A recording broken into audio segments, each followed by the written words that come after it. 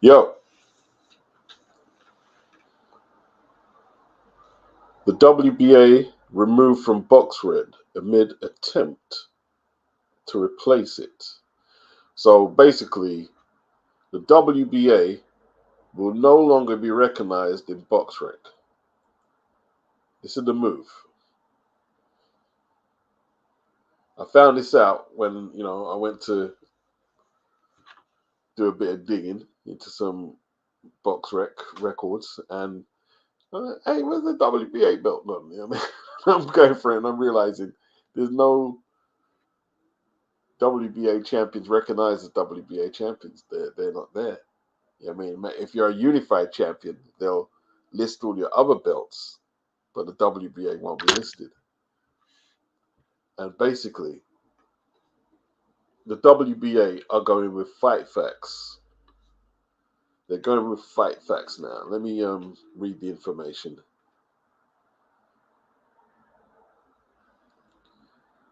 So the WBA has reportedly scrapped fight data layout, or should I say Boxrec have reportedly scraped fight data layout and fight photos from Boxrec sites to establish. The WBA did that to establish a new relationship with another entity. So the decision is to bring back Fight Facts, a lesser known competitor to Boxrec. The announcement was made during the WBA Asia Convention in Vietnam, making a significant shift that had been in the works for months. Fight Facts, a name largely dormant in the boxing community since 2011, had quietly relaunched its social media accounts in January of this year, hinting at its return to relevance. The relaunch of their website on April the 24th further fueled speculation about a potential landscape change in the sport of boxing. Coincidentally, or perhaps not, on the same day Fight Facts announced its website relaunch, the WBA also announced a partnership with Turki Al Sheikh, yep, and the Personal Investment Fund, an influential Saudi sports promoter and advisor to the Saudi royal court. This partnership, which seems to have broader implications for the sport, may have set the stage for the WBA's attempt to redefine the landscape of boxing record keeping. Now, what do the other sanctioning bodies do? Are they going to stay with Boxrec? Because if they're in bed with Turki Al Sheikh, I don't see how they stay with Boxrec. They're probably going to go the same way as the WBA. Hey, listen, man. When Turki Al Sheikh is involved and the Personal Investment Fund, shit moves fast. It shifts. The momentum shift is astounding, has to be said. However, the Fight Facts website's striking resemblance to Boxrec has not gone unnoticed. Critics have pointed out that the site appears to be an almost exact replica, down to the photos of lesser-known fighters. This had led to accusations of theft and concerns about the integrity of the data being presented. The controversy only deepened when it was revealed that Fight Facts might have scraped data from Boxrec, raising questions about intellectual property and the legitimacy of the WBA's actions. In June, Brunch Boxing reported that the Saudi-backed Public Investment Fund was exploring a potential buyout of Boxrec as part of a broader effort to recognize the sport. However, with the recent developments, it now appears that Turki Al Sheikh, through the WBA, may be attempting to replace the Boxrec entirely. This move has sparked confusion and concern within the boxing community at the rationale behind a single sanctioning body trying to control boxing history remains unclear. Since its establishment as the sport's official record keeper, Boxrec has operated independently of any of the four major sanctioning bodies. In addition, Boxrec maintains a partnership with the Association of Boxing Commissions, ABC, the governing body of boxing in the United States, further solidifying its position as an unbiased and reliable source for boxing records. Despite the magnitude of the situation, neither the WBA nor Boxrec has released public statements addressing the controversy.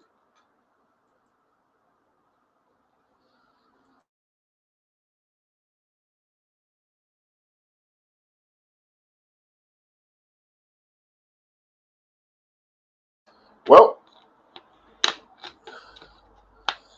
I don't know. I don't know. I don't know. It's very fresh off the printer, that one. It's very fresh. We'll have to see. You know what I mean? Right now,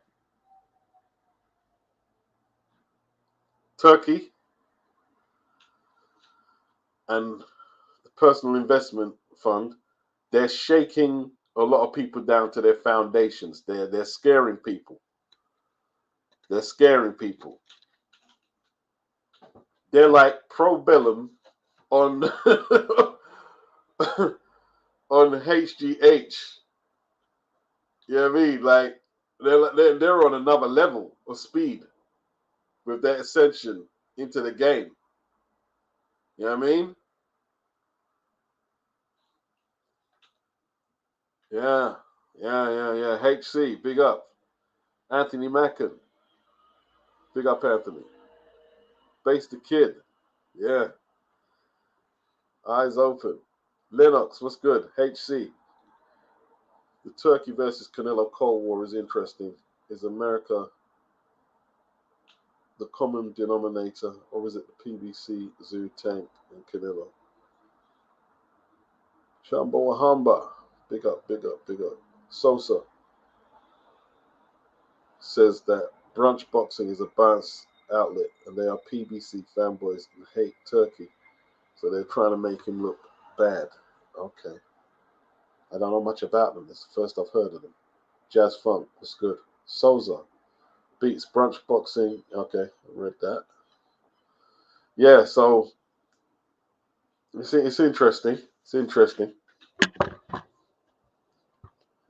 It's hard to not think that a power move from the personal investment fund is not, you know what I mean, pulling a few strings. It's hard to believe that. It's all good though. It's all good. It's all good. If anyone wants to jump in, Mark Nash, that's good. And give their opinions, good or bad. What do I care? I ain't getting paid from it.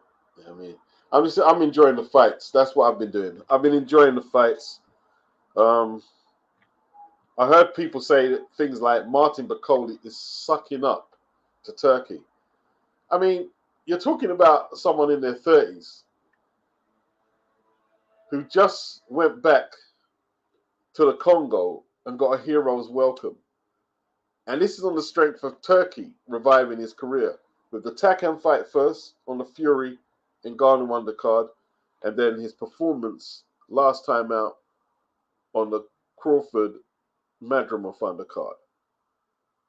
You know, is it Valenzuela who just beat Pitbull? He went back to his home country to a hero's welcome, and so did Israel Madrimov. Yeah, that's because they're being put on the big stage. They're being put on the big stage by Turkey. You know what I mean? And I think some people are just being objectors just for the sake of it, just trying to take the position of, all right, I'm going to object. And if you ask them why you're objecting, because the fighters are not objecting. And this is what it's supposed to be about, is the fighters and us, the punters, getting the fights we want to see. That's what I thought. That's what I thought. You know what I mean?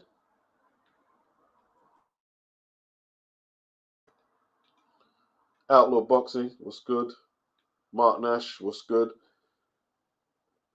Mohammed, is this true? Yeah, you go to Boxrec and go to Terence Crawford, and all it says is WBO interim champion. That's all it says. His WBA accomplishments are not recognized on there. It's gone. It's gone. I want to big up October Red. I actually had a look at Fight Facts for the first time. Let me go through it. Let me go through it. Let's share it. Let's share the screen. Fight Facts. Fight Facts.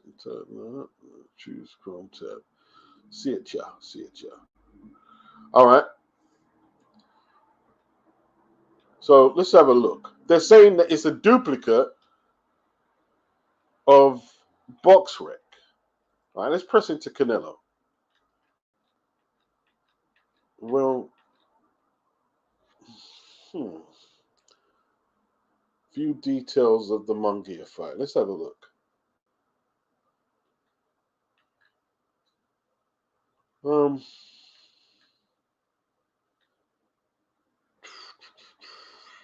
What's this? They give a fair or a doubtful. You can put a ranking on this bit here. Fair or doubtful. What's that in the center? Exploding looking thing. The explosion. Don't know. Tim Cheatham. All right. Where's Canelo's opponents? Has he got his opponents? Right, I have to go back out to get that. It's a little more. Well, I'm not going to say it's more awkward. You just have to, get used to it a bit more. I'm trying to navigate it. It's a little behind Boxrec, and it would be because, like I'm saying, you got to work out the kinks. Like, how do I get it back to Canelo? How do I get it back? I just went into the Munguia fight. IBF, WBA, WBC, WBO. So it recognizes all four.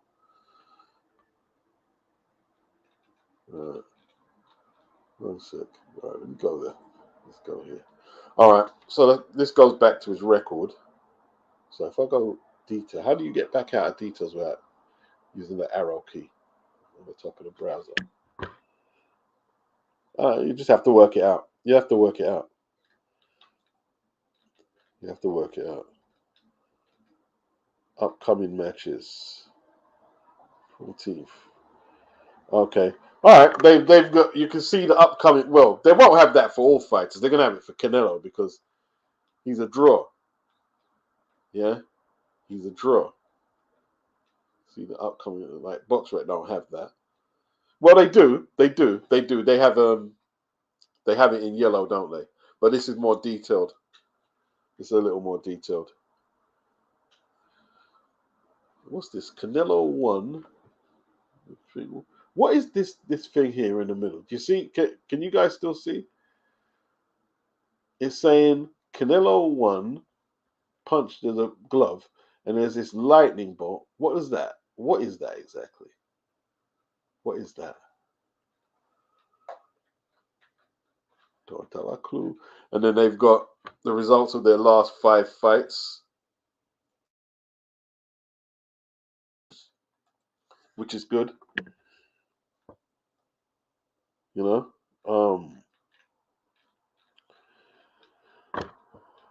Is Boxrec gonna go the way of the dinosaur?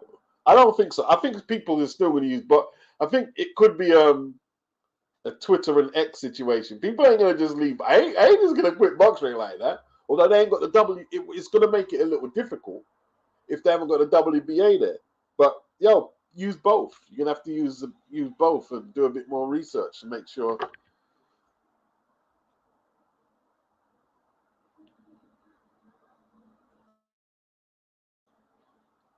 Adam Hurley, he says, how is being given millions for one fight sucking up? Here's the thing, Adam, yeah? If they had said it about Joshua or Fury, I wouldn't agree with what they're saying, but fair enough. They've made a lot of money.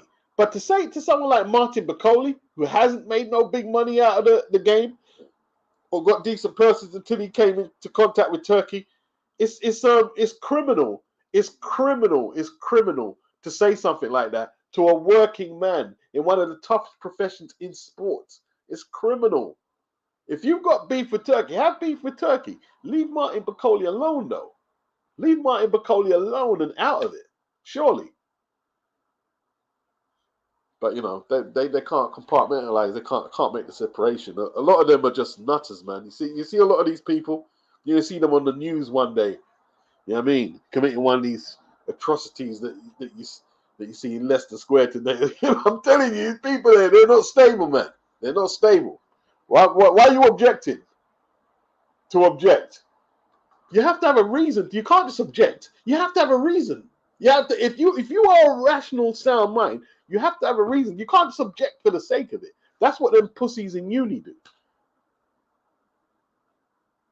Just for the sake of a debate. Object to things. Why are you objecting here exactly? Dumb. Brent, he said Canelo is bad for boxing. He's perpetuating the way of the dinosaurs. Yeah, he is. It's backwards. His way is backwards. It's backwards. And he can't pull off the Mayweather thing. Yeah? He can't pull off the Mayweather because he's being offered career highest purses by the personal investment fund. He's being offered highest purses. So he can't pull the Mayweather thing. And he's got a couple of losses. And he's not Mayweather, bro. The fan base might try to convince themselves that he's their version of Mayweather. You're no Mayweather, the shot caller. Nobody gives a shit about the Berlanga fight. Nobody.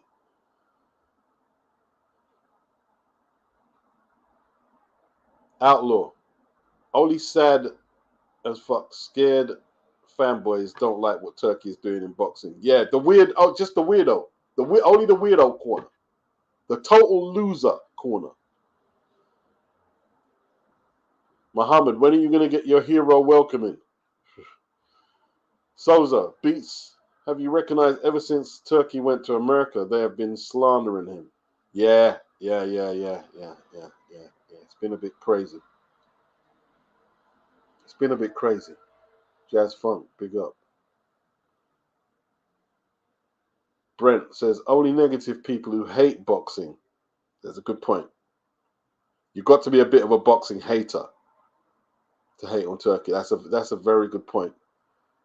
Yeah, they want to cry about corruption and sports washing, but they had no problem when the mafia was running things or when Kinahan was. That's a good point. It's a good point. A good point. Outlaw said Turkey exposed Canelo's diva ways, and his fan base, they can't handle it. They can't handle it. You know what I mean? He should stay. Like I said, hey, he's good over the PVC. Let him stay there, innit? Adam Hurley, he said he wished Turkey would offer me 100 mil. They're not all getting 100 mil though, Adam. You know what I mean? To bend the knee.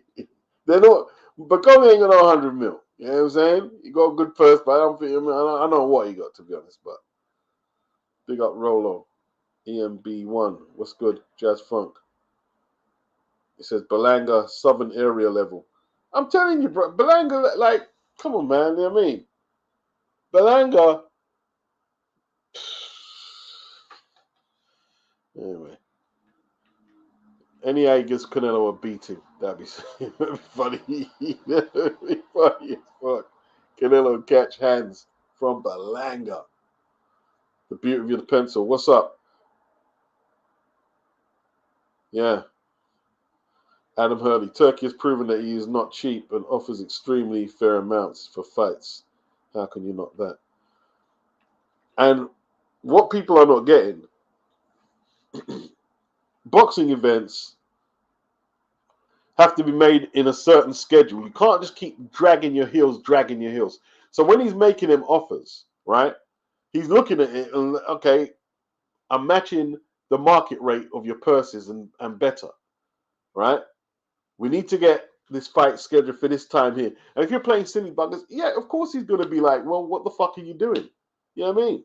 And people are getting bent out of shape like it's them. He's questioning. I don't get it. You're supposed to be a boxing fan. You can't talk to the boxers like that. Like what? What did he talk to the boxers like?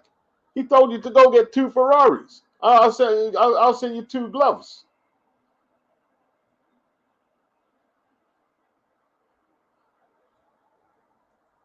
So I'll send you 2 gloves.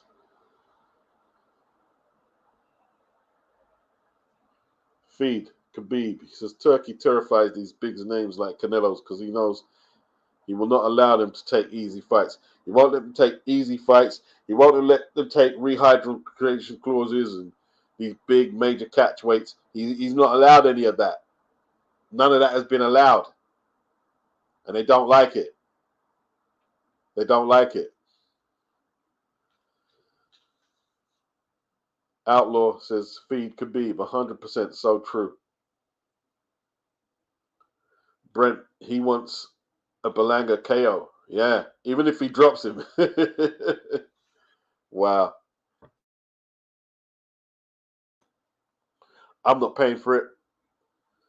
That'd be the first. Obviously, I'm not paying for Mayweather versus Gutty. I might pay for it just to, you know what I mean, announce it to the subs and stuff. But generally, I don't pay for that. I mean, I think that's the first proper boxing, for want of a better way of phrasing it, that I won't be put that DAZN have put on pay-per-view and I haven't paid for. I'm not paying for it, man. Not paying for it. If I do pay for it, it'll be. See, I'm saying that, but let me not say that. Let me turn on that. Let me turn on that. But then again, it's 4 or 5 a.m. in the morning. There's a good chance I wouldn't pay for it anyway because flipping them hours are getting tough for the old boy. I'm telling you. Yeah. Yeah, Canelo and Tank feed. Yeah. People talking about, oh, Canelo and Tank, they're making power moves. Dude, no one can. Listen. Unless, look, go get your own money and invest it in something and take some executive decisions. Stop looking at boxers. Oh, it's a major power move. Stop with that.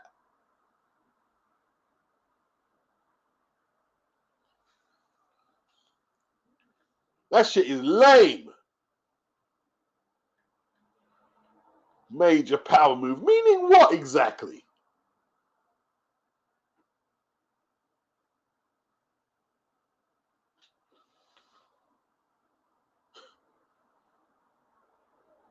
Outlaw. Yep. And then like the sheep they are, Canelo and Tank fanboys is hating on Turkey and getting real nervous. Yeah, so yeah. Like Golden Boy, they've got decisions to make, haven't they? Like it looks like Ortiz is looking for the Fundora fight, but we gotta wait for Spence and Fundora. That hasn't been announced, and it doesn't look likely to be announced. And didn't Terence Crawford win the interim belt for Fundora's belt? How are you gonna get the fight before Terence Crawford? He's the interim champion. Them guys don't want to fight Crawford. They don't want to fight Crawford. You know what I mean? At 154 or 168. The Mexicans don't want no Crawford. Canelo or Ortiz. They don't want it. Yeah. Crazy, man. Fans are getting exited over boxers making so-called power moves like it's their money. Man, these fans today are a disgrace. I'm telling you, I was scratching my head at that. Like, and it's a power move how? That you didn't take Turkey? How is that a power move exactly? Because we showed Turkey that we really showed Turkey. Showed him what exactly? What did you show Turkey? Grow up. Grow up.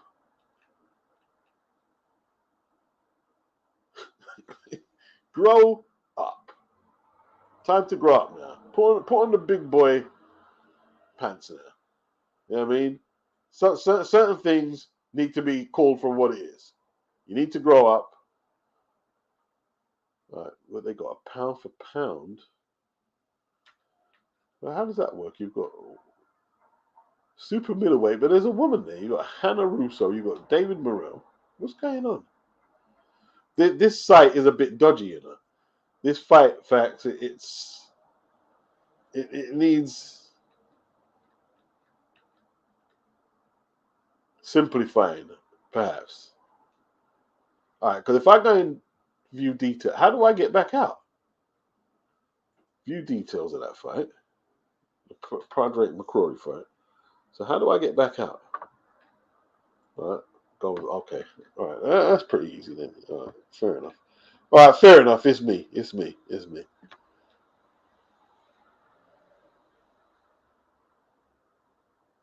It is similar to Boxrec, though. That can't be denied. It is very similar to Boxrec. It is. What they don't have though is the weights. Boxrec have the weights of the fight. I can't see the weights here. Oh, there it is. There it is. There it is. There it is. 168. Where's the opponent's weight though? Or is that what am I missing here? He weighed 167.75 for Jason Quigley. Now,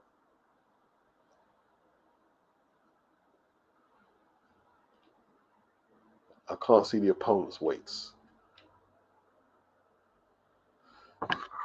Tweaking. It's tweaking it. They've just come back. Boxrec have been doing this consistently for ages, man.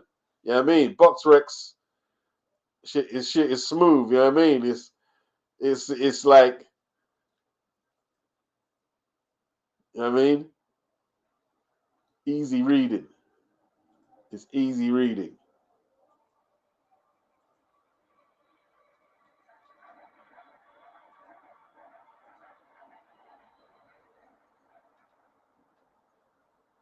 Big up, Lady Chen. Big up. Big yourself up. Feed says Turkey is just the face of the Saudi government fund. Yeah. That's right. They're acting like he's using his own. Right. Yeah, he lost 10 million on the Crawford fight. Right, and then worth trillions of whatever dollars or whatever currency. That's if he did lose the 10 million. They're not looking to lose money necessarily, but come on now. I mean, like what do you care? You got to see Terence Crawford win a 4th title. Why are you so concerned? It's the same, and I said the same thing when the PBC started. People saying, "Oh, they're hedge fund, they're just wasting money." Why do you care? Look how much cards they're putting on, and it was free boxing. Why do you care? Why do you care? Why are you getting into stuff that should only concern the people who the money is coming of pockets is coming out of? Don't know.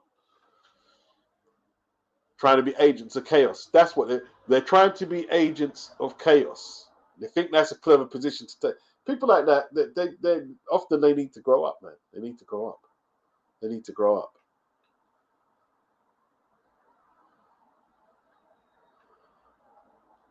Cophead, I had a laugh at Oscar this week, trolling Canelo, saying nobody asked for the Berlanga fight. Well, nobody asked for the Munguia fight either. And Oscar was okay with that fight. I think the Berlanga fight is more unpopular than the Jaime fight, to be honest. Yeah. Sylvester, what's good? Feed says people are paying journalists to be negative about Turkey. It's crazy. That's what it is, man. It's crazy. Absolute craziness. Feed Khabib. Why would boxing writers care how much money the Saudi government loses making great fight card? There you go. Like, yeah, what business is it of mine? Like, it's like when people said they wanted to go into Al Heyman's accounts and see what's going on. Why do you want to do that exactly? Why? And they're not feds or anything. They're not feds who might have built up a case and looked at information that we're not privy to. These are regular people, regular journalists. Oh, I want to have a look in Al Heyman's accounts. You're thinking, like, what is the matter with you people, man? Like, what is the matter? Wow.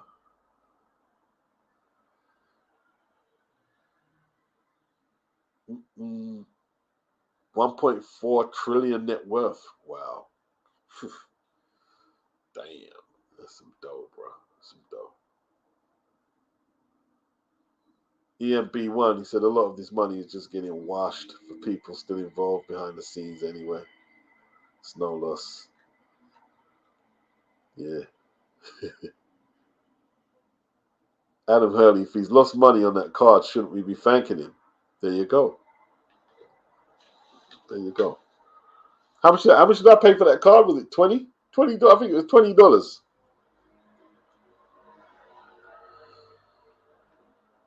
Or £20. I mean, talking like I'm across the pond. Feed Khabib. Everyone is a financial expert these days. Or just a busybody. Or a busybody. You know what I mean? Feed Khabib. A boxing journalist telling the Middle Eastern government how to spend their money. It's crazy. It's madness is what it is. It's madness. What else is on? It's just fight facts. That's all it is, isn't it?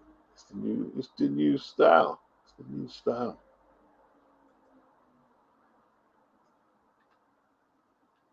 What fight is this? Pound for pound. Pound for pound versus choose another fight. They've got this pound for pound barometer thing. I don't know how it works. I've pressed into this. What's his name? His name is Iglesias. Osles Iglesias. 10-0-0. 0 KOs? Who is he? 9 KOs. 9 KOs. It's got this. I don't know.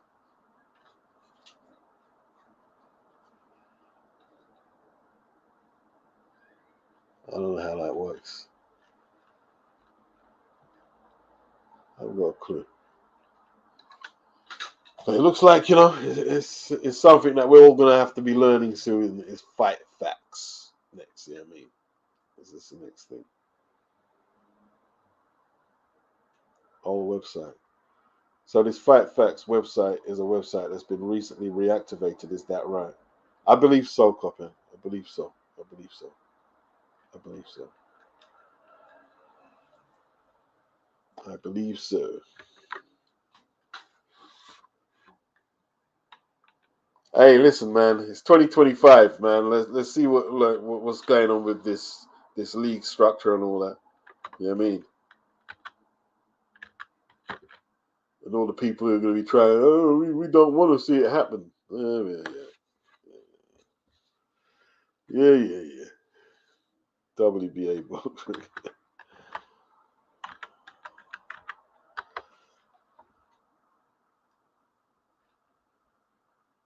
Okay. Any more information on that story? It's just brokering. There's not much people covering the story. Not much people covering it. Not much people covering it.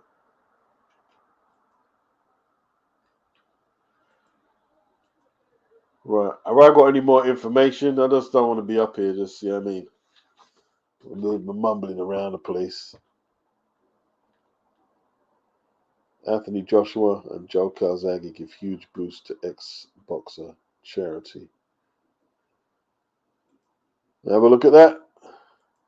Yeah, let's have a look, people. Let's have a look. Let's have a look.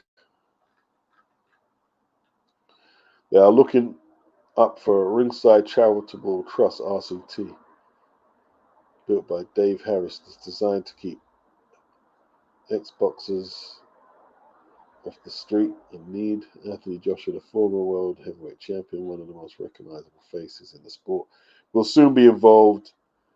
And British boxing royalty Joe Calzaghe has joined the team of ambassadors. I think I've covered this story as well. They're talking about like helping out ex-fighters on hard times. Can't be a bad thing. Can't be a bad thing. All right, well, big up Joe Calzaghe. Big up Joe Calzaghe. I can't be bothered to do the whole load of reading. That's what it is.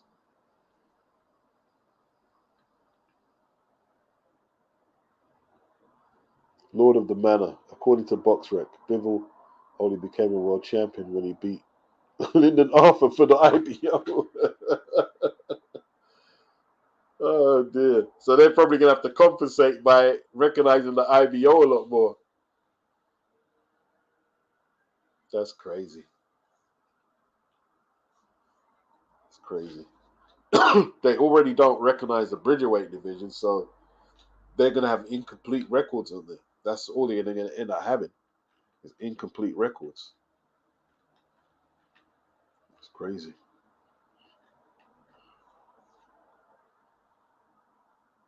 Hey, that's a good fight, you know. Is it Makhmudov versus the Italian guy? I'll be shocked if Makhmudov lost again, you know. Against Guido Vianello. Yeah. I won't be shocked if he lost again. They fought already, though, as amateurs. I think Makhmudov won.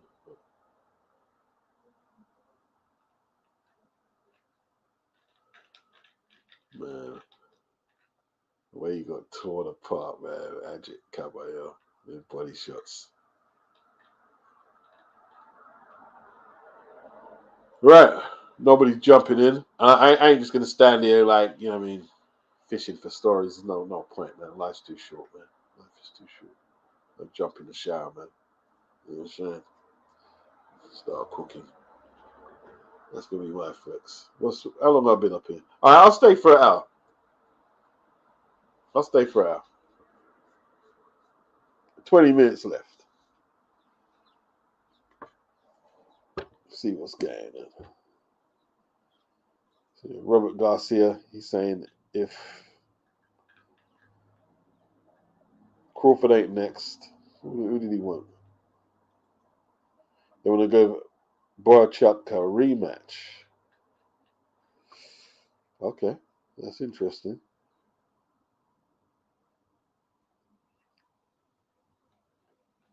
That's not a bad idea. It's not a bad idea. Listen, man, you got to keep it. Look,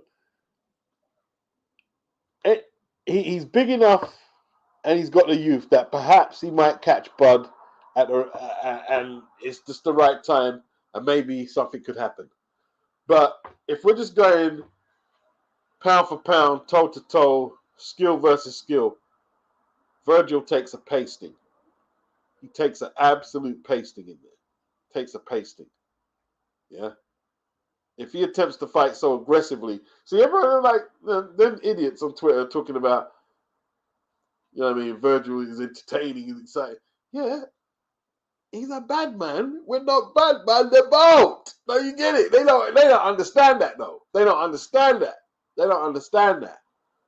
You know what I mean? You try that bad man shit elsewhere outside of your comfort zone. You know what I mean? Get humbled. Get humbled.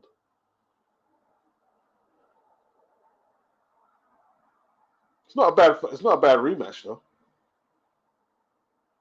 It's not a bad. I wouldn't mind seeing a rematch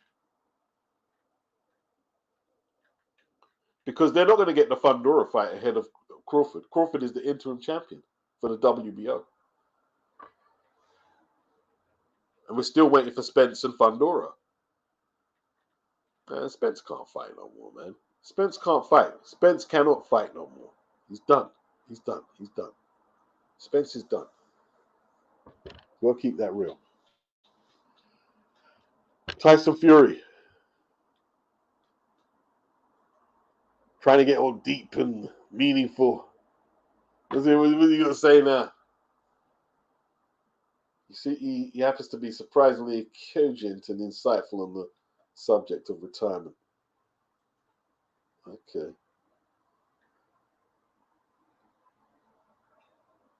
Okay, they're saying Fury has mentioned retirement as a way to grab attention or maintain relevance. But when he sits down and talks about it now, at 34 years of age, that his words carry any sort of weight or resonate. He is, after all, coming off his first professional loss to Usyk in May. So he knows, he might be 1 or 2 away from getting out of the game. I've been in love with boxing for such a long time, from being a little boy. Said he's 34 now. He's probably at the end of his career in the next few years, is what he told Dev's Army at Queensbury Boxing. It's been a love-hate relationship. It's been toxic at times. When it's good, it's very good, and when it's bad, it's very toxic. So in that relationship, I don't abandon things. I try to make things work. And that's where we are at the minute. We're trying to make things work. Okay. He don't want to take the Usyk rematch. I don't believe he does. We've been in this romantic relationship since I can remember, since I was a child, and now I'm a fully grown adult with a family of my own. It's like, do I abandon it or do I not? I wanted to walk away a lot of times, but it always drags me back. Okay. They're saying that he's not alone, that many fighters have tried to escape the sport's clutches only to be tempted back. Even because they didn't make enough money during their heyday, they've wasted all their money, and they cannot bear the silence that greets them when the phone stops ringing and people no longer drop everything to be at their beck and call. Fury said it's a massive drug and addiction. Yeah, that I can believe. I know it's an addiction, and he says he's an addictive person. Boxing is an addiction. It's not my best friend. It abuses me when I come in this gym.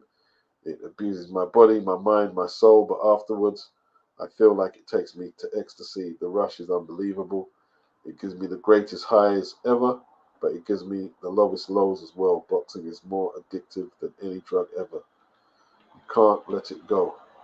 One day, of course, he will have to. He will have to let go of boxing, and he will, in the process, perhaps then realize why retirement, the very idea of it, is not something that should be trivialized or used for anything other than what it's supposed to represent. Yeah.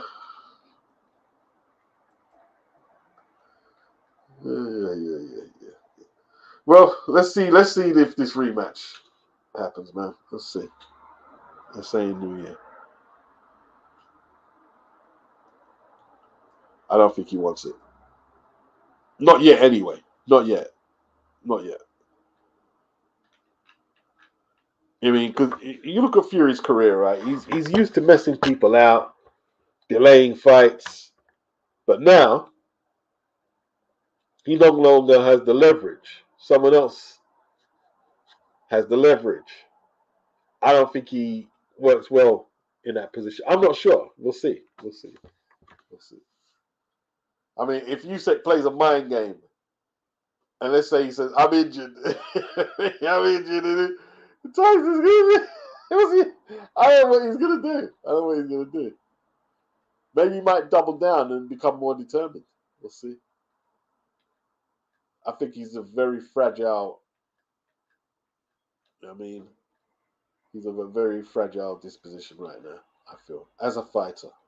I don't know him personally, so I can't say.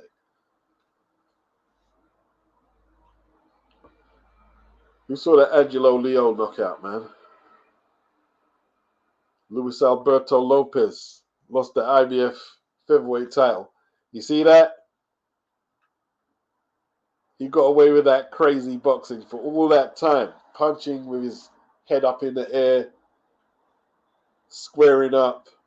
wide punches. My man caught him perfectly with his head up in the air. You know, he like man had his head up in the air, throwing that left hook. The counter just zapped him, I should say, took him out. Ulick says crazy knockout, head bounced 3 times. Yeah, man, it was bad. It was bad. It was bad. It was bad, man. First to let a rhyme flow says, is Fury turning into Noah Lyles, or is Noah Lyles turning into Fury? Who is Noah Lyles? All these people come into the media spotlight, and I don't know who they are. You know, Noah Lyles. I heard the name, but I don't know what he's infamous for or anything. Noah Lyles. Let's have a look. Noah Lyles.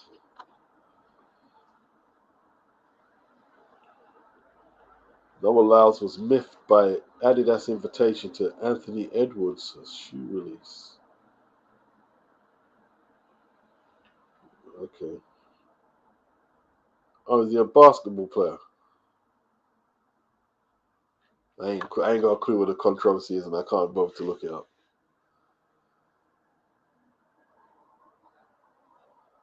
Was he a sprinter? What was he? Sprint or basket? He's not tall enough. Well, he is tall enough maybe to play basketball. He's a sprinter. He's a sprinter.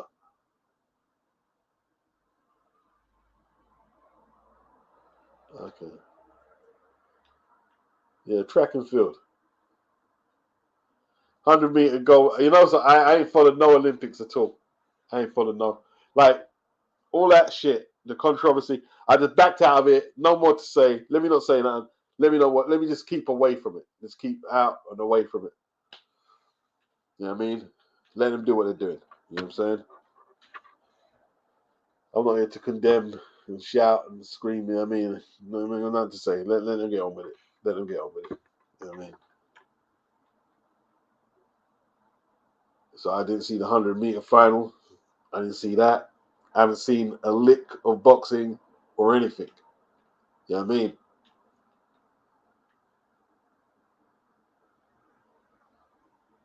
Outlaw said it's such a shame that Shelly Ann Fraser Price didn't get a chance to go for a 3rd gold medal. Why? What happened? Okay, Laos Tube Fatty says Laos is a 100-meter champion but failed to win the 200 because he had COVID. Some media are going nuts as an excuse to attack Lao. He had COVID. That's crazy. So what? He won the 100 and then he got tested for COVID and had it. That's wild, man. That's wild. That's wild. Wild.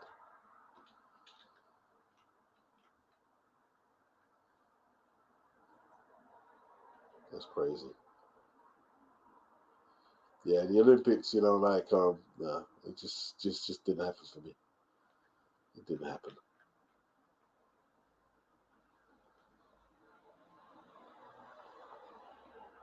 So that's who he is. What time did he win in? Not beating the Yardman's time anyway. I mean, you're not beating the Usain's time.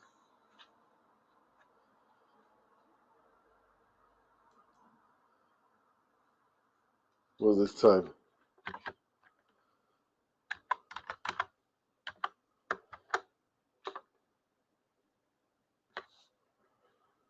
4x1.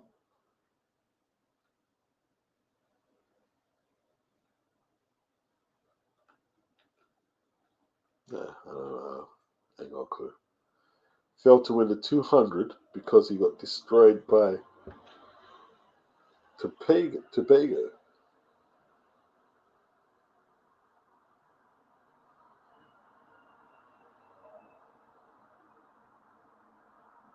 I don't know a clue. Big up Karma Serene. She said it makes sense because he barely won the 100 by the skin of his teeth.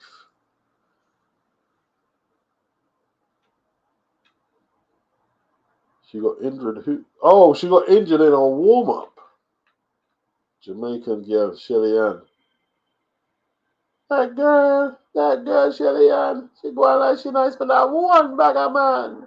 Oh, no.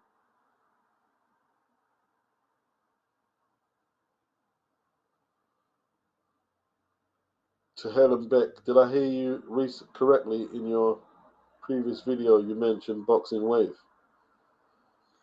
Well, why would that why would that be any shock? I mean, me and Boxing Wave have been cool for a long time. Why would that be any shock at all? Yeah, of course. Big up Boxing Wave, man.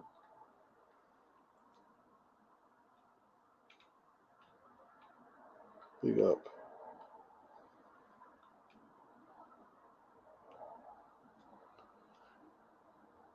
He had COVID. He must have caught it in the village then. You know what I mean? I'm trying to work it out. So what? I guess they must test like meticulously and like where they test every day for COVID in there. Wow, that's crazy.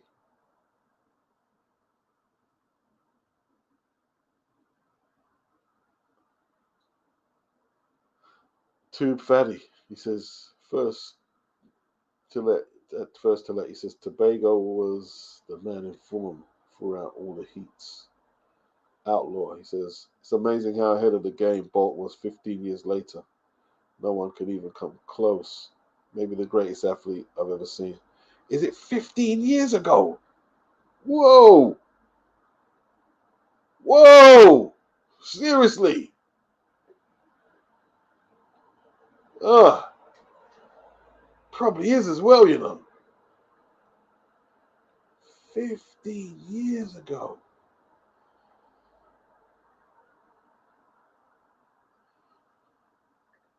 Ah. Laos came out showboating before the 200-meter final, like it was guaranteed gold. Says first to let. Outlaw says that girl Shelly-Ann and Prince Nassim came out to that song as Kevin Kelly beats. Yeah. Karma Serene, I don't think she was injured. I think she was pissed because they locked her out of the training center. What was happening? There were people athletes sleeping on the village grounds and stuff. What was going on? Like, hey, let's not be funny, man. I'm not bringing up none of the stuff. But that Olympics wasn't right, man. Something wasn't right. Something wasn't right. Then again, I'll just say that in life general. Whew. 15 years ago, Usain Bolt. Wow.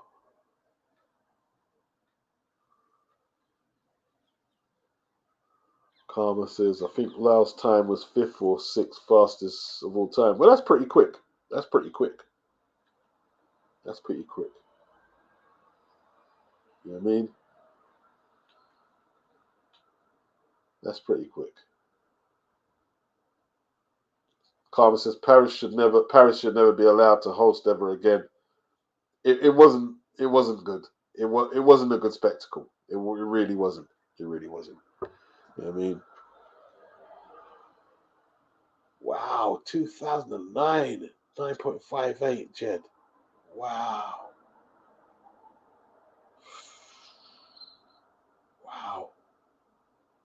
That's madness, man.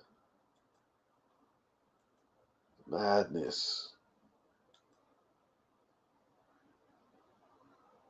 Karma says no one is close to Usain. They'll have to do PEDs. Yeah. I get the special green banana. Get the special Irish mass. No one's getting to that. Nobody. Nobody, boy. Unless they're going to put rocket fuel in on them foot. Not getting nowhere near that. Not getting nowhere near that. To hell and back. It may have not been good, but it was typically French for sure. It was too indulgent in the agendas, man. Come on, I mean, it was just like this. I don't want to rake it up. I don't want to rake it up.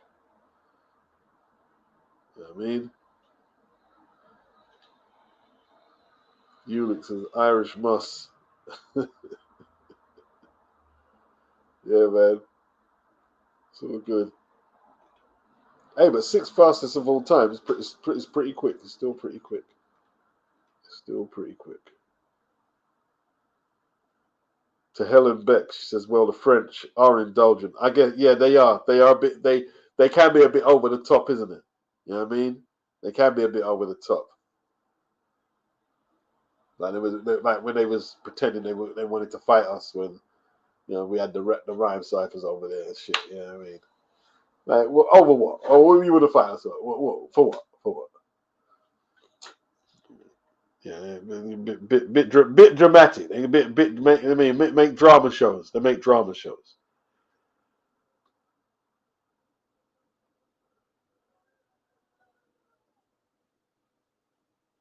Shelly Ann never had the time to warm up properly and got injured. Oh no.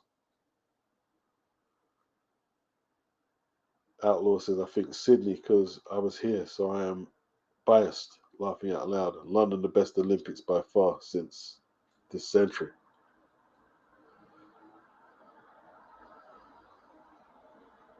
Tell you what, Los Angeles '84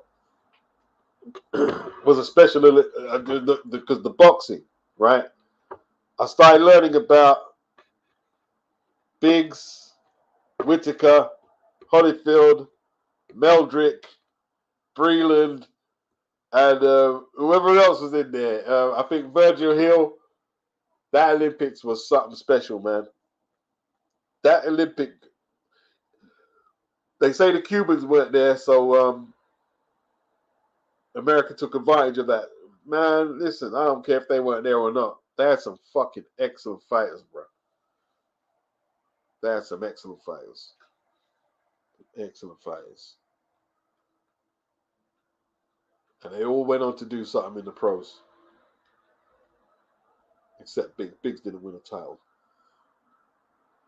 He had to fight Mike Tyson, didn't it?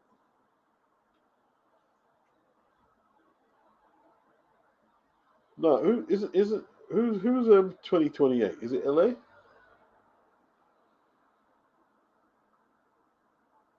Yeah, Outlaw. 84 was epic, man. 84 was epic. Lennox Lewis was in that. Hey, Lennox Lewis gave Tyrell Biggs a good fight in that Olympics, but this Tyrell was just too advanced. He was older, but Lennox showed the potential in that fight there, man. Lennox showed so much potential. That was a really good fight, man. Carl Lewis,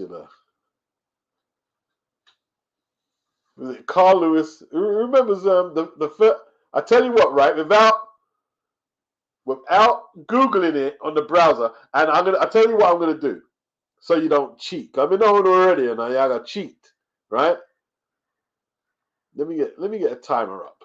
Let me get a clock timer. Let me get a clock timer.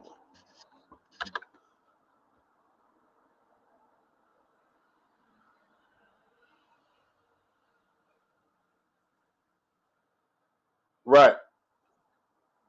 Set. I'm gonna give you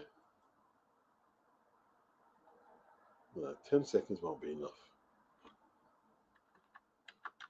It won't let me think. It won't let me upgrade. All right. From now, I'm gonna give you. What I'll do, I'll say the question, and then I'm gonna give you a few seconds before I count 10. Right? And by the time 10 seconds is gone, then your answer don't count.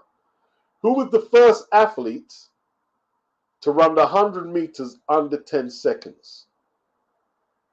First athlete to run under 10 seconds, 100 meters.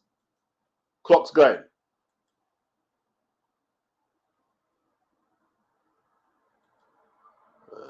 You guys ain't ready, in it. You guys ain't ready. No, not Ben Johnson. No. I'll give Jerome. I'll give Jerome. Calvin Smith. Calvin Smith. Anthony Mackin came with Calvin Smith. Yeah, Calvin Smith. Yeah. Nah, Jesse Owens didn't break 10. In them big hefty shoes and them tracks they had there. You know what I mean? Hey, listen, Jesse done well to run. Jesse was running sub 11s and them tracks were heavy. And them spikes. I don't know what kind of spikes they were wearing there.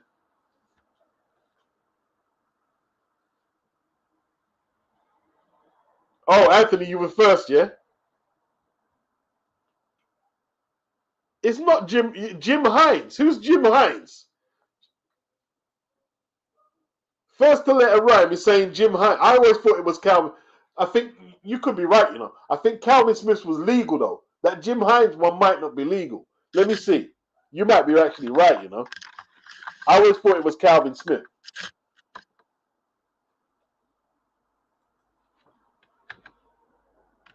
First.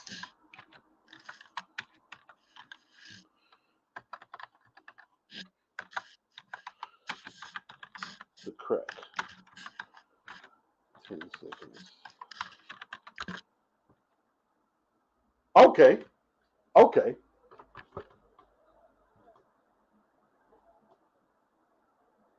Oh, so how come everybody's saying, I'm saying Calvin, everyone's saying Calvin Smith. How does this work then? How does this work? Jim Hines. I'm sure it's Calvin Smith. Like, what's going on?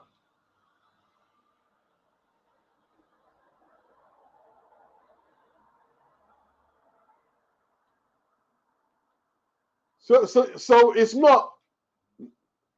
Is it legal though? Is that legal? It might have been wind assisted, like Anthony's saying. You know what I mean?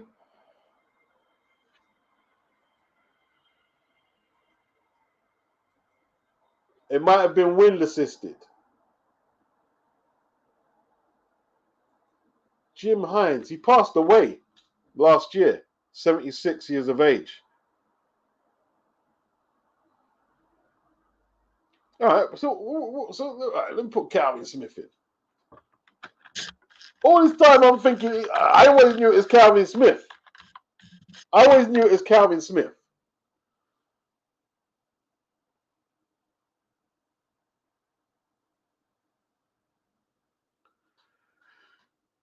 Calvin, all right, let me see. Calvin Smith, 1983, became the first athlete to run under 10 seconds, 9.97 for the 100 meters, and under 20 seconds for the 200 meters. What's going on there, man? You both can't be the first.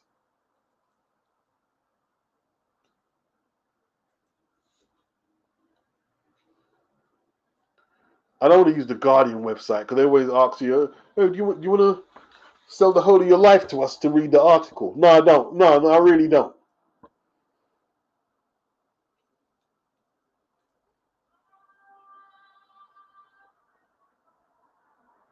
His time of 9.95 seconds when he took home gold in the event in that's why that, you know why that don't count, because it's some altitude. That's an altitude record. That's why it don't count. Altitude. I think it's got something. It must have something to do with the altitude. But I could be wrong. I could be wrong. He caught 9.95 in 68, bruh. And the record stood for 15 years.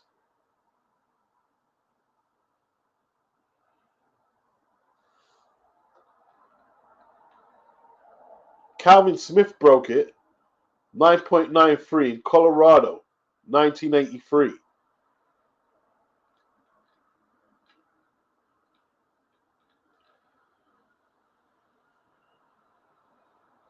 I'm not getting this. They've still got Calvin Smith as the first man to crack. I've never heard of Jim Hines. Never heard of him.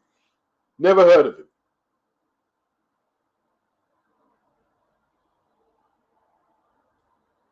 Anthony Mackin says manually it was under 10 seconds, but recorded electronic. Oh, at 10.3. Hey, first to let a rhyme. It's Calvin Smith, bro. It's Calvin Smith. It's Calvin Smith. It's Calvin Smith. Yeah, that's a sick time for 9.9 1968.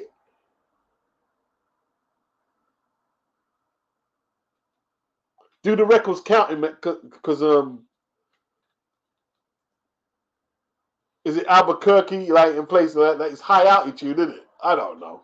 Let me not say any shit that I can't substantiate.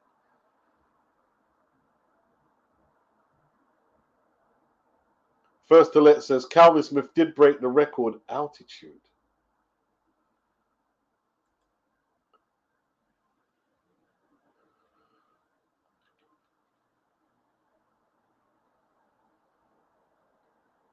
Damn, man. At low altitude, Carl Lewis was the first sprinter to break 10 seconds at low altitude. I don't want to use Wikipedia either. Get on my nerves.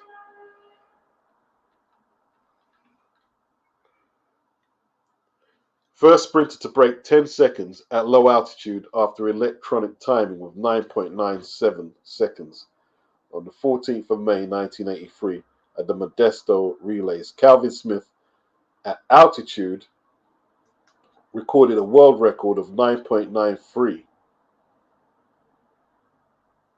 in Colorado Springs and became the first sprinter to run under 10 seconds twice.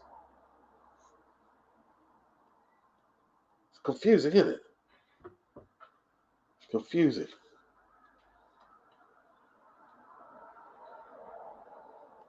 They're saying here, after Ben Johnson both eclipsed the 9.90 mark and 9.80 mark in 1987, respectively 1998 with 9.83 and 9.79. However, both of these records were disqualified after he tested positive and later admitted to using steroids. Damn, man. Okay, they've got Jim Hines here. How do you run 9.95 in 1968? This seems crazy. You must have been, I don't know, what, like, whoa. Colorado, that wouldn't be altitude, would it? No, I didn't. I wasn't sure. I'm not sure.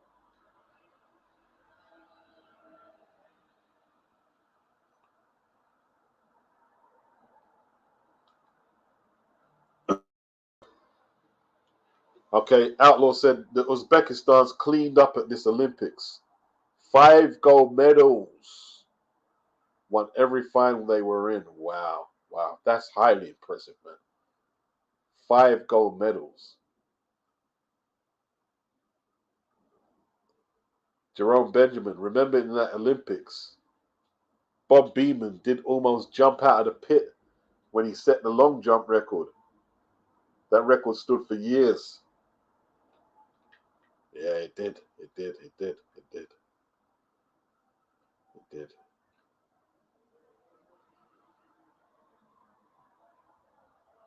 Hey, the Uzbekistan, see, that's why, you know what I mean? Like, your man Madrimov, you know what I mean?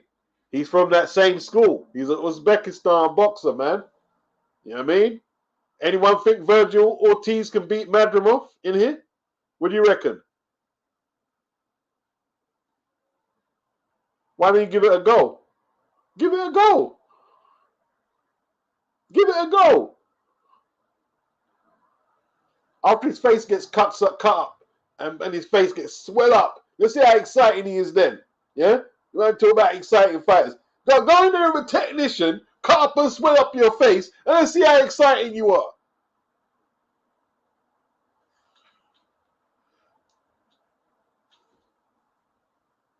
And he's a decent fighter. Let's not get it twisted.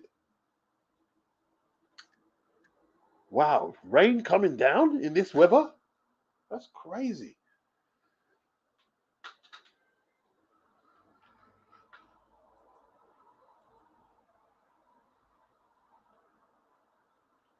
Now, I don't see Ortiz beating Madrimov. I don't see it. I don't see it. I don't see it. He needs tune-ups. He needs to catch up. He's been sick. He's got a bad coach who doesn't. If I tell you what, right? You go watch the tail end of Robert Garcia's career when he fought Ben Taki, when he fought Casamayo and Corrales. His defense was shocking. He was a good fighter. He was exciting, yeah. But look at some of the knockouts he takes to the end of his career. He took brutal knockouts because he didn't give a shit about defense. Well, his dad, Big G, and them. Listen, come on, man. That man, you had defense, bro. Kamikaze boxing. Kamikaze boxing, bro. No defense.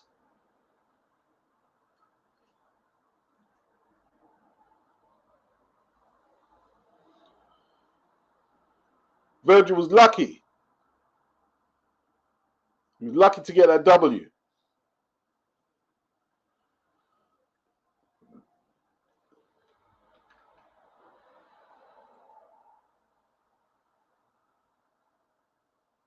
Jump to. You don't think the style favors Ortiz? Pressure versus boxer? Come on, man. I can't even answer that, man. I mean, well, what's he gonna do? Just walk in, didn't you see how loose his defense was in the first round when he got tagged with a knockdown? Come on, man. Are you guys watching boxing? Them guys don't make much.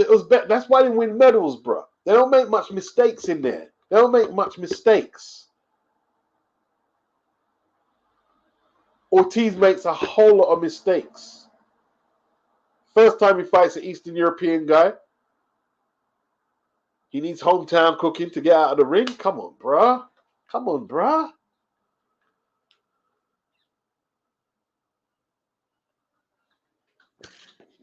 Okay, it was just a short burst of rain. I don't really call it rain.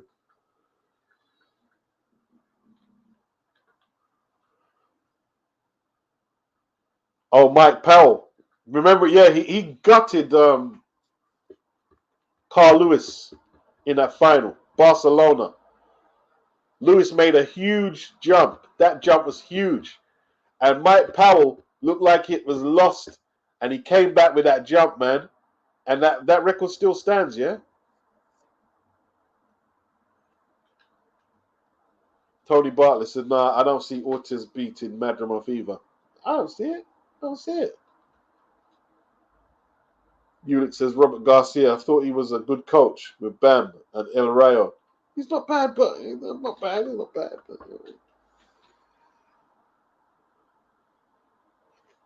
Another question. I can't think of no more questions, man. I haven't got much athletic questions, man. I have to write some out. I thought I was on a home banker with Calvin Smith. Man, tell me about Jim Hines, you know. Jim Hines. Wow.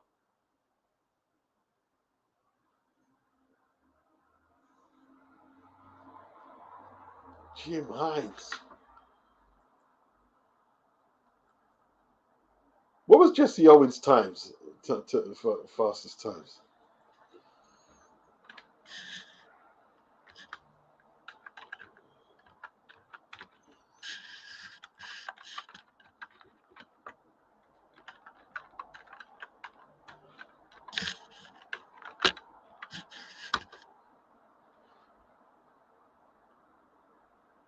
Okay, he done 20.70. 10.30 in 100 meters, man. Was that Berlin? Wow. Hey, and them tracks weren't easy, bro. Tracks were not easy.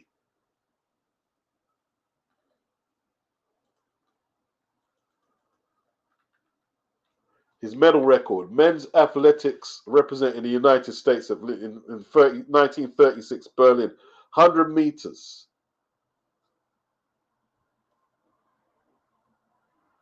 Let me see.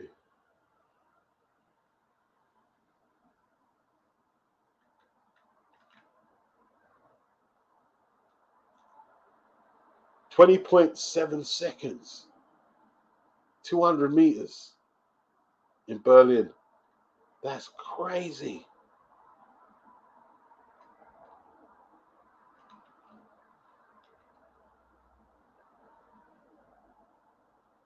He smashed the world record by 3/10 of a second, finishing in 20.3 seconds with the 200 mark. He won the 100 meters in 10.30 seconds.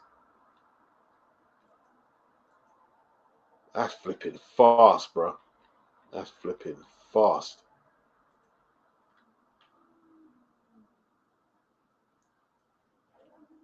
Ten point 10.30 seconds 100. That's crazy. And then the long jump, 8.06 meters. After getting some advice about his run-up from a German competitor, Lars Long. His fourth gold came in the 4x100 meters relay. And Hitler walked out of the stadium. He walked out. He walked out, bro.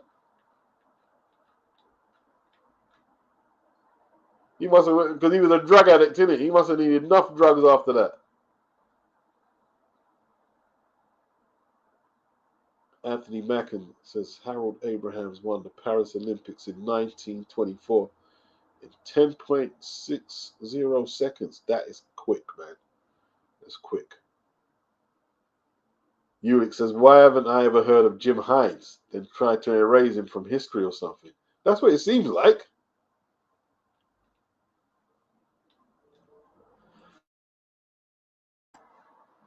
Never heard of it. Darren said that he just found out it was raided.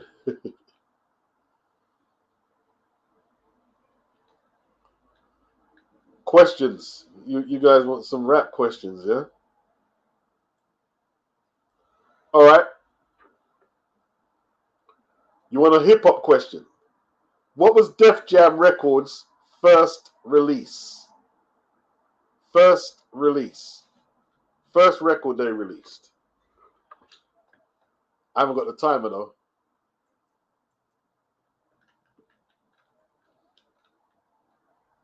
Don't nobody come and say it was someone else. I have to write them out, and I ain't got them in my head now. I ain't got an Olympic question. Let me just think. What Olympics? Nah, not Brass Monkey, not Run DMC. What Olympics was Roy Jones robbed of a decision? Name the country and the year.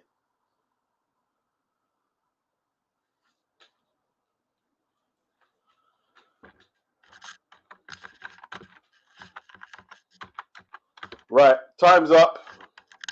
It's Oran Juice Jones. First Def Jam release. Oran Juice Jones.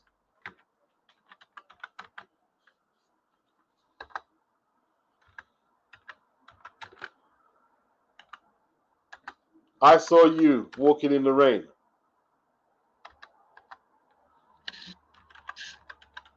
Yeah, see, they are difficult.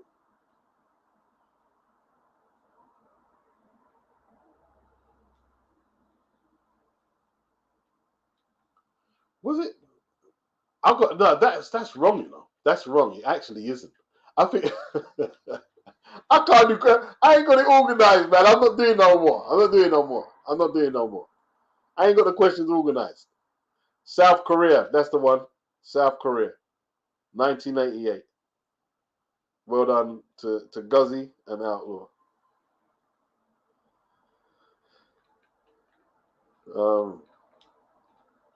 Well, okay. The year and country when Muhammad Ali won, and the weight class he won it as well. When I want the year, the country, and the weight class where Muhammad Ali won the Olympics. You know what I mean? Let's see who can get it. Who's the quickest of the mark?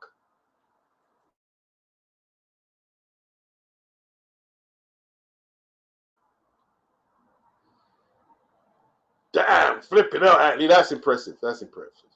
Rome 1960, light heavyweight. That's impressive. Yeah, well done, Outlaw. You guys got in there quick, man. You guys got in there quick. You know what I mean?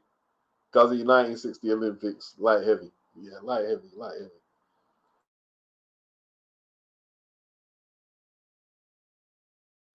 heavy. Same thing with George Foreman. And be careful how you answer it, right? Because some of you are going to get it wrong. George Foreman.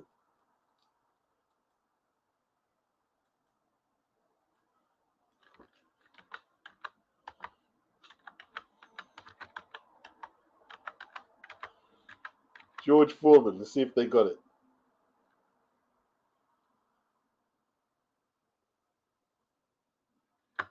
I'm waiting. No answers yet. Yeah, that's just the year, Guzzy. You need more. You need more. Yeah, Atlee, you're still a little short, Atlee. You're still a little short. You're still a little short. You're still a little short. Where's the weight? The weight. What's the weight?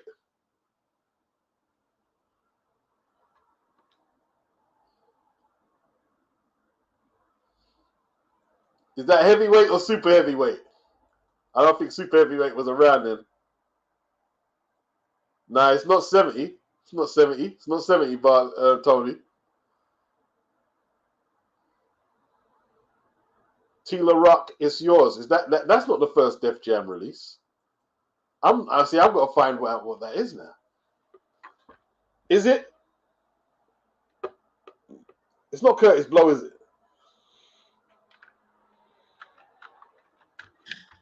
Def Jam first release.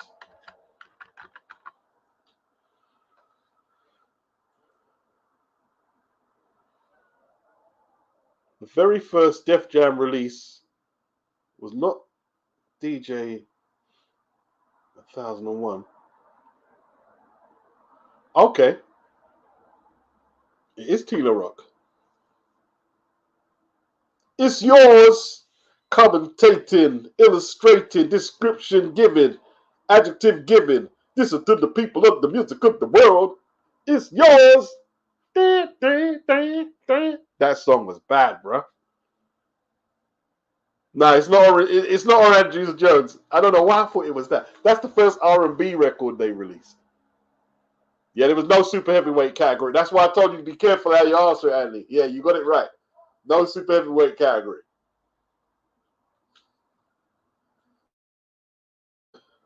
Nah, Tila Rock.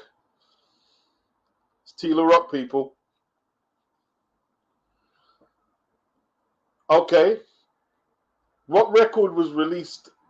No, that's too easy, isn't it? The two first rap releases in 1979.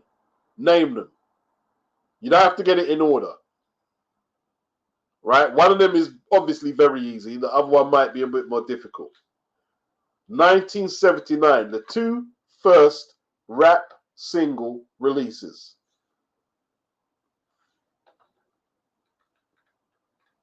Let's see where you're at.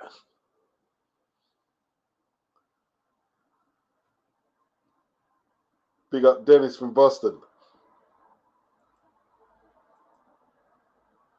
It's not Blondie. Come on, Joe. It's Blondie. Step into the world. Nope, not Blondie. It's not Blondie.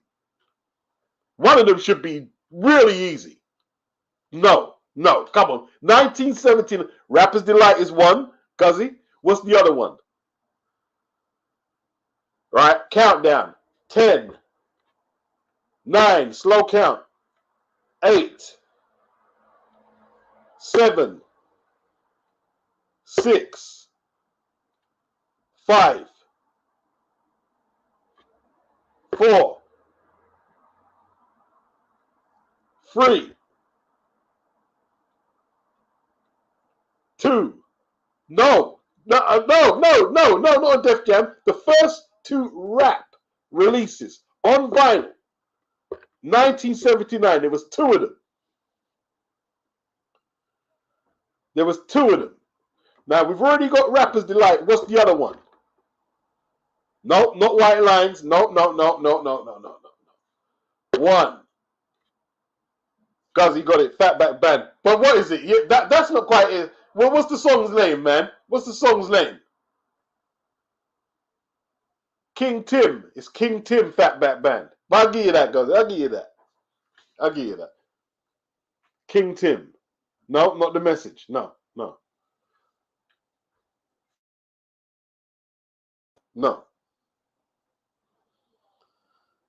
Yeah, The Message was off. King Tim the Third. That's it, Guzzy. Yeah, King Tim the Third. King Tim the Third actually came out before Rapper's Delight. You know what I mean? What other interesting questions were there? I'm trying to think. Okay. Def Jam made a film in, I don't know what a year. It's in the early 80s, though. Name of the film. It's got Run DMC and LL Cool J in it. Let's see if you guys can get it.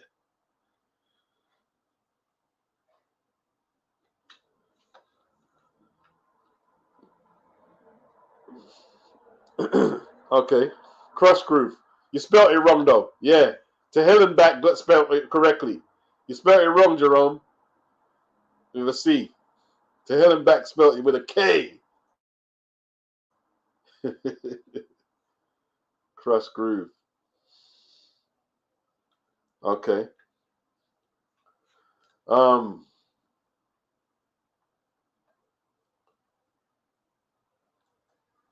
right. Let me get the information on this question first. And then I'll give you this one.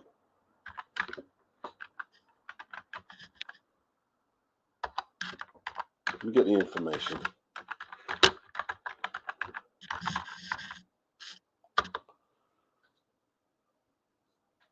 Right.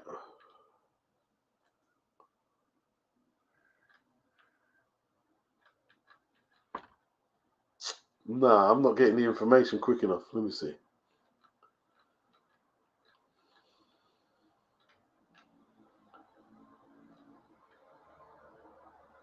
I'm trying to think, man. I'm trying to think.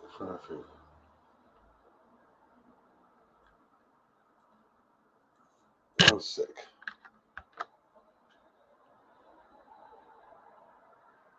All right, that's not working. Okay, let me think.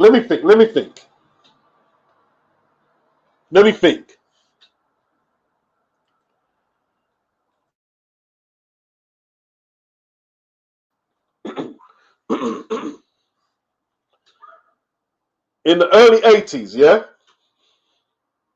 Kool Moe Dee had a legendary rap battle. Right? Who was it against? This is one of the first legendary rap battles on tape. Who was it against?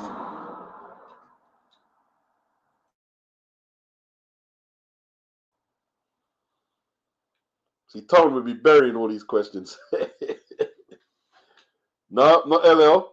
Busy B. Who got Busy B? To Helen back. Damn, to Helen, you know what I mean? You want some shit, Helen. Helen's on her shit, bruh. Okay. All right. I like it. I like it. All right. Give me 2 seconds.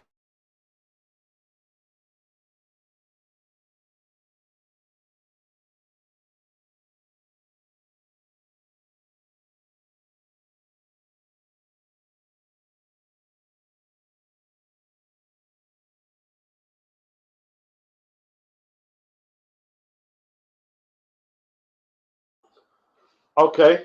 Let me see. Let me see. Let me see. Let me see. Let me see. Let me see.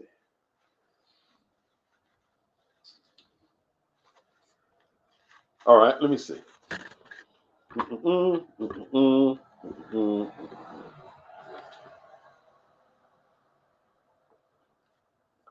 We're not going to put Kilo Rock in it, right? Name the four main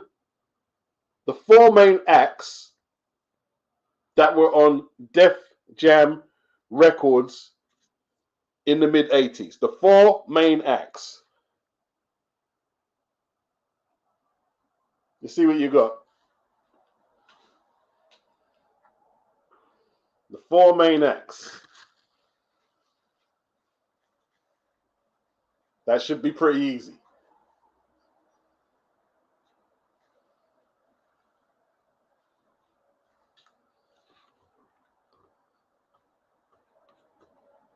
I can't take one answer.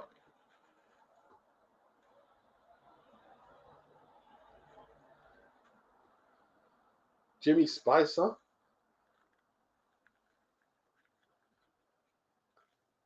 I like the Outlaw, Beastie Boys, Run DMC, LL Cool J, Public Enemy. Yeah. Yeah, that's the answer. That's the answer. Okay. What label were the Juice Crew members Biz Markie, Big Daddy Kane, Cool G Rap, Master Ace, Roxanne Shante? What label was they on in the 80s?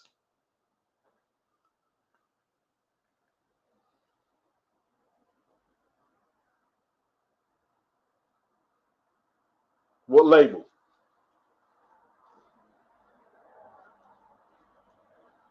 Jerome Benjamin. Cold Chillin'. Yep. Cold Chillin'. Okay. What label was Gangsta? The first label. This is their first labels, right? Let me see. One second before I go. Let's see. Let me see. Let me see. Let me see. Make sure I get it right.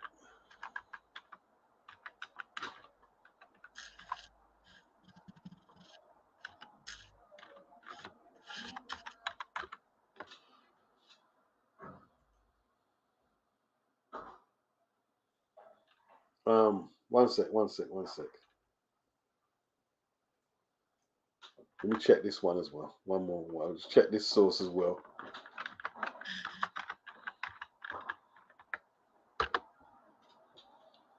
Okay. What label were Gangstar and the main source on? Their first label. What label were they on?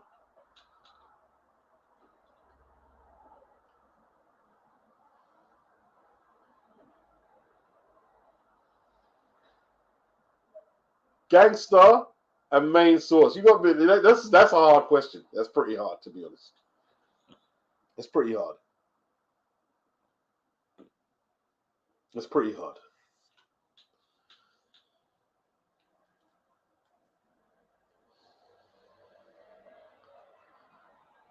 No, it's not priority. It's not priority. No. Priority was Lord Finesse, isn't it? Was Lord Finesse priority?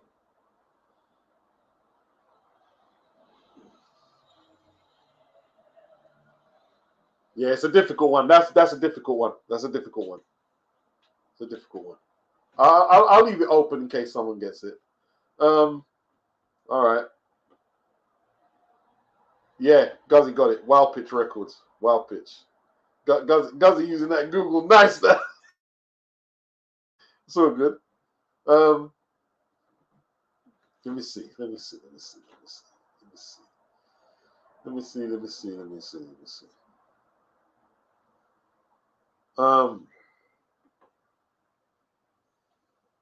Let me see. Whatever.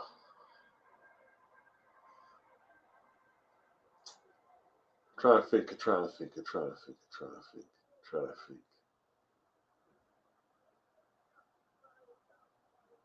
Trying to think. Name me. Wait there. One sec. One sec. One sec.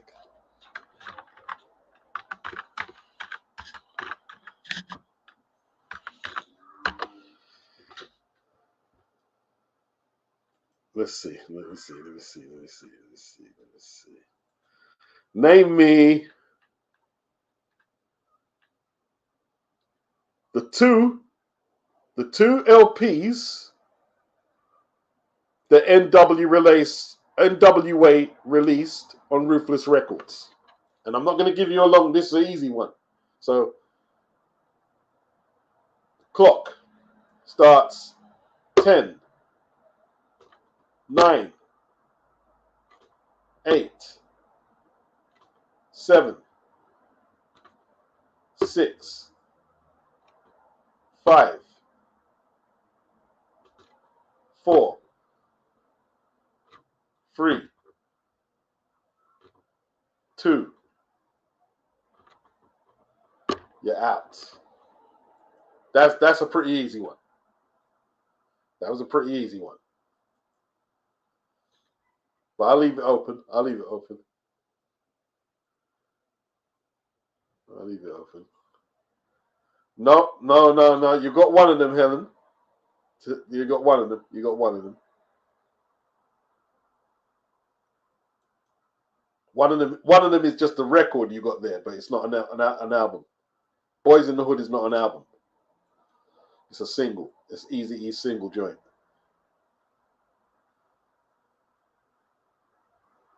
Anthony said, this reminds me of the quizzes us kids used to have amongst ourselves in high school. No. Straight out, no. NWA. Easy Does It is a solo album, Outlaw. It's a solo album for Easy.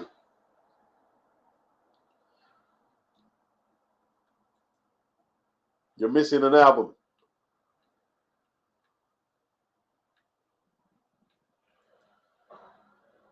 You're missing an album. All right, let's get another question going, man.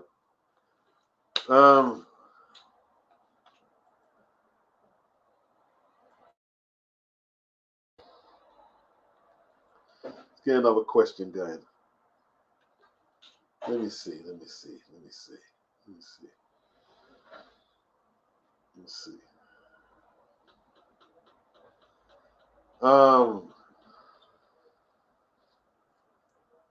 It's a good question. Tell you what, I'm gonna give you. I've got. See, you guys wanted quizzes now, and now it's getting a little difficult. You're under pressure, isn't it? See, Beats got them under pressure. Got them under pressure. Yeah, got them under pressure. And these are easy questions. These are easy. I've got difficult ones coming up. I've got difficult ones coming up.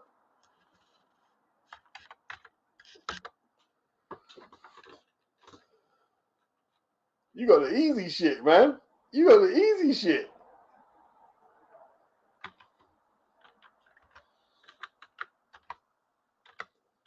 All right, I'm going to answer that one. It's N-Words for Life, N-Words for Life, and Straight Out of Compton.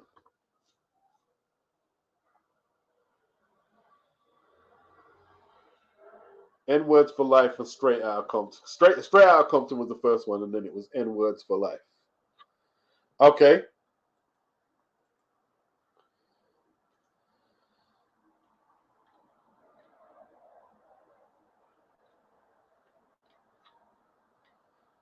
Name the two LPs, and this is LPs that Organized Konfusion released.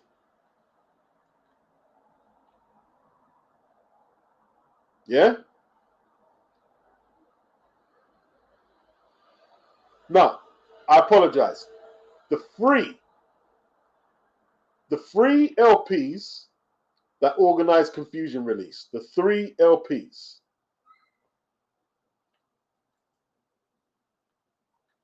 It's too difficult, isn't it? All right, give me a question then, Anthony. I'm waiting for the question.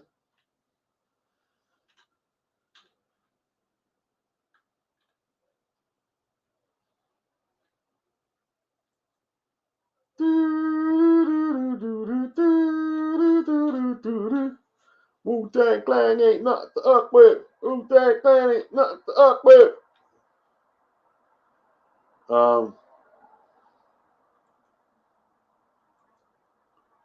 Yeah, my questions will be unfair. I'm going into some like specialist knowledge. Jolly nutters like me, though. Asking you about Organized Konfusion and shit. There's people who know, though. There's people who know.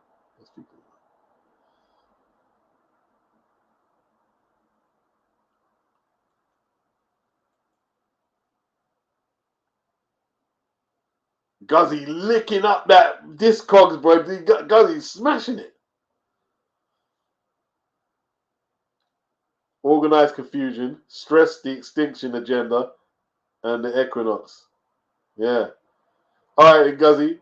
Name me two songs off the Organized Konfusion LP. The first one. Just 2.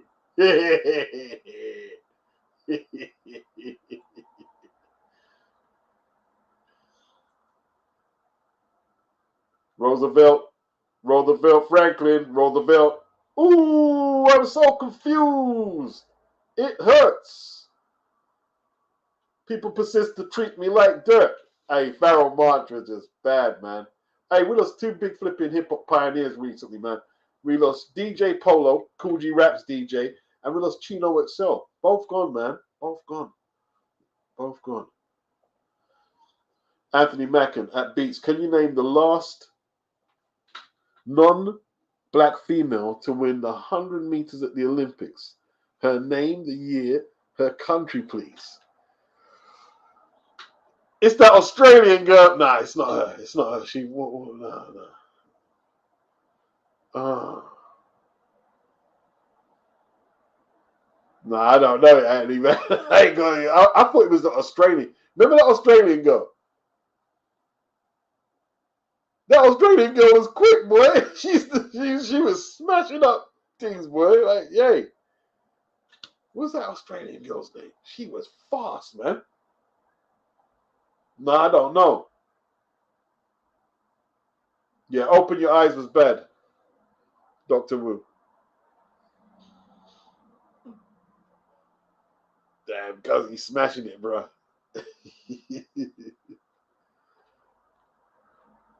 I haven't got a clue, Anthony. I haven't got a clue.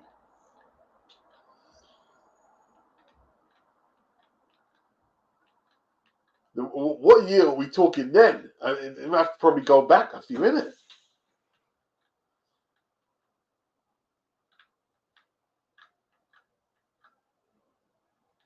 Jared Hurd. Jason Rosario still fighting.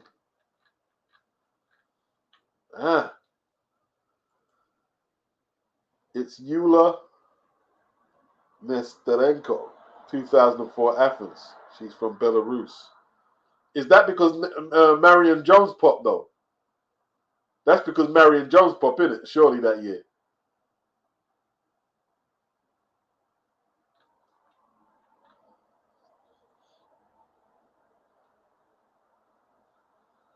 HC, big up for the super chat. Have I been keeping up with Vibes Cartel since he's been released from jail? I don't know, man. I mean, man, I'll bleach your face, man. I mean, yeah, hey, listen, I'm glad he's out. Hopefully, you know what I mean, do something constructive with his time. Vibes Cartel. Yeah, hell, boy. Yeah. Done his bird, innit? Done his bird, so, you know what I mean? But let me not say nothing. You know what I mean?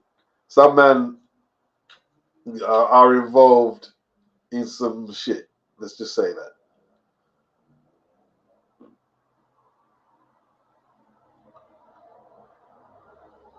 Let's just say that.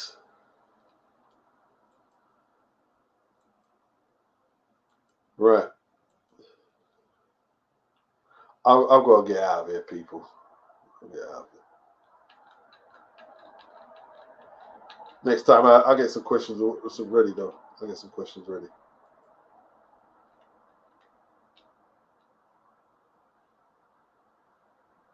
Oh, did Marion Jones get jailed? I think you're looking for DMX, isn't it? Outlaw. DMX. Is it Hell is Hot in here, and I don't know what the other one. DMX you're talking about in the 90s.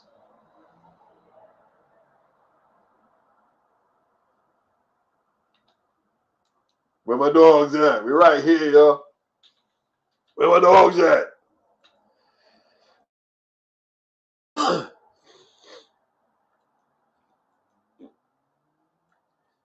What did he say? What was that bars he said in that song? Let me see if I can find the bars. I love that song, man.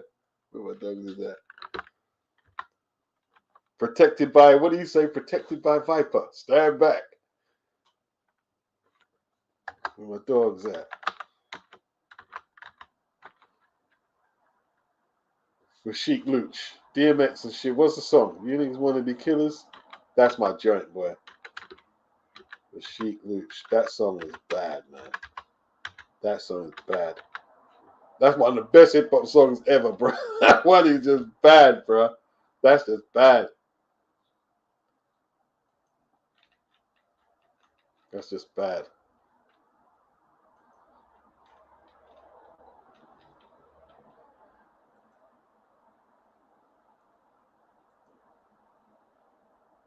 And people tell me Sheik Luch can't rap. You don't know what you're talking about. Sheik Luch is bad.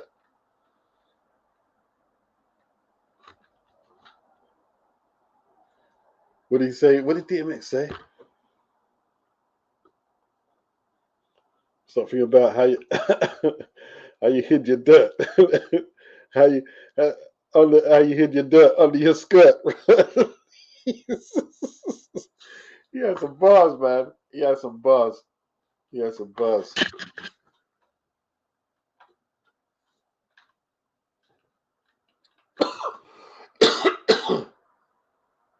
Oh, did she go prison as well? Yeah, flesh of my flesh, blood of my blood. Yeah.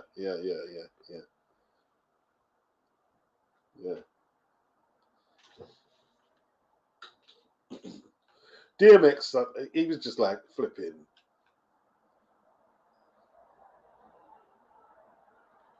No, man.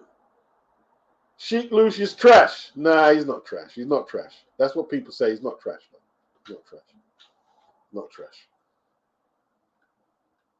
That verse on the Benjamins, strictly trying to cut those colossal sized Picassos. Nah. Come on, man. He's back. And what? Reservoir Dogs. Did you hear him on Reservoir Dogs? Nah, he's not trash. Not trash.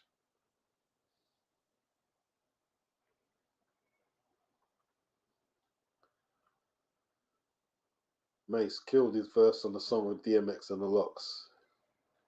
Yeah, listen, look, Mace got them skills, man.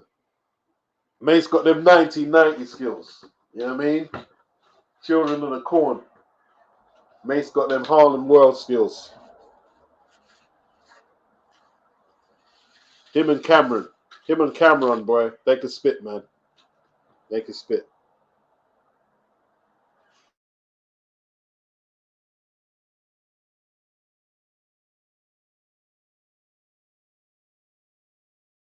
That song where Cameron used the Magnum beat. Remember the Tom Magnum, and he used the theme music and made that song was great, man.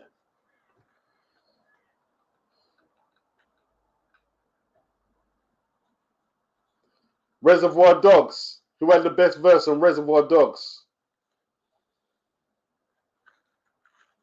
I don't know, man. I know Sheik Luch told us that. I'm not Sheik.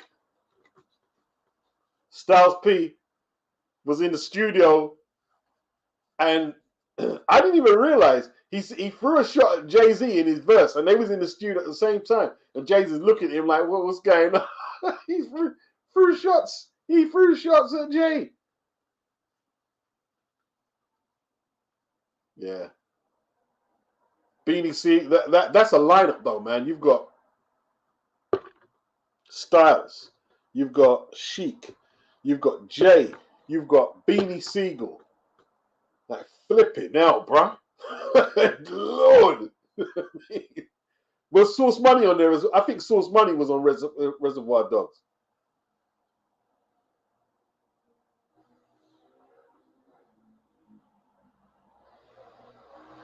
Yeah, he ain't got big songs or nothing like that to hell him back, but he can definitely hold his own on the mic.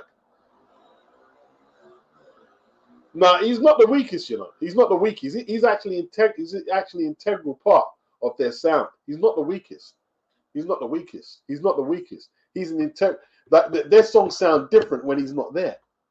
The album, the sound different when it's just Jada and Thing.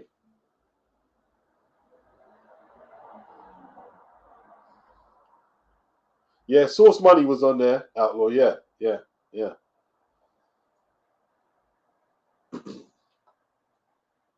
man.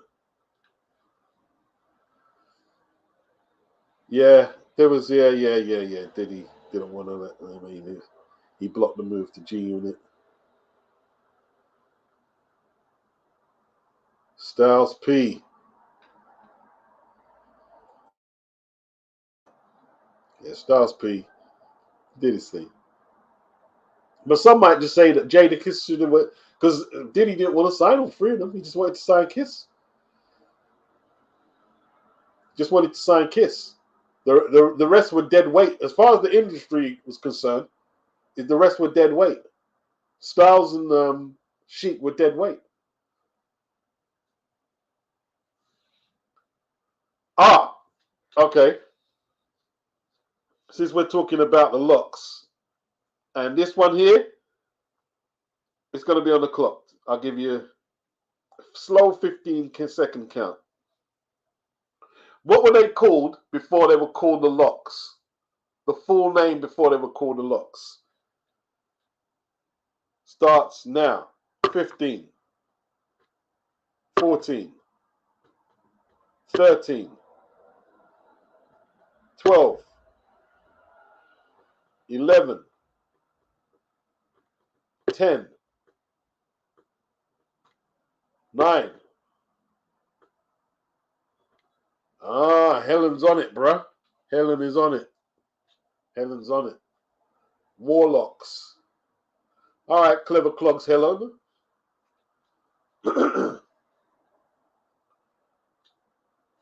All right, I'm gonna get. I got some shit. I got some work for you, Helen, man. I got some work for you. Don't worry about it. I got some work for you. I got some work for you.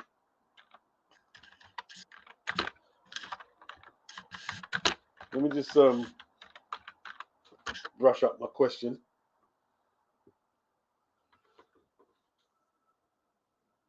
What was their first appearance, official appearance on a record? The Warlocks, right?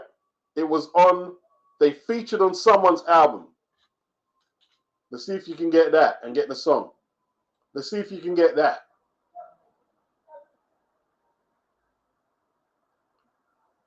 Their first appearance. Their first official appearance on a record release, on a song release. Let's see if you can get that.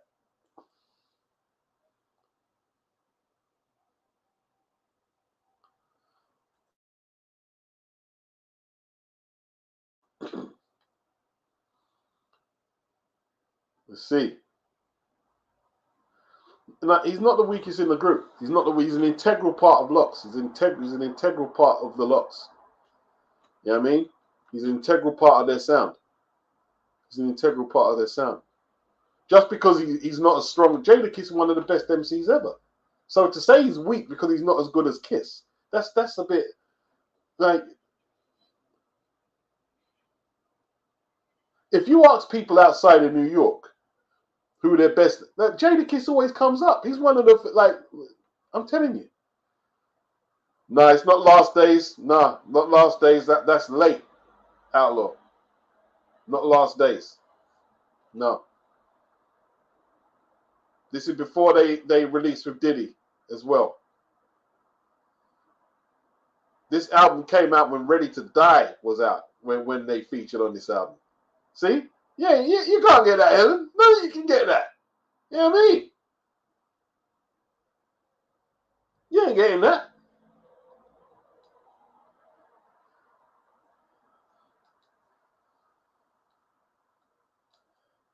Nah, it's a difficult one. It's see, Guzzy can't get that. Nah, see, Guzzy can't do that one, Guzzy. Yeah, 94, man. 94. It was on the Main Sources album, 1994, and the track was called Set It Off. They were called the Warlocks. Yep.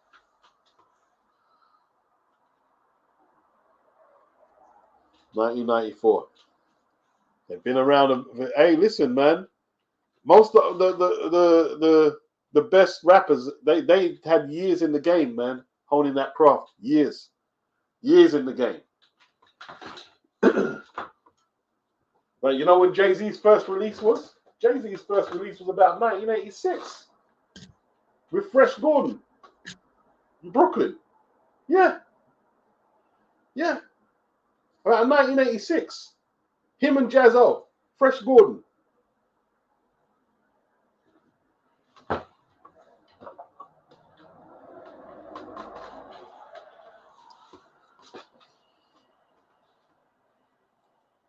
Takes a little while.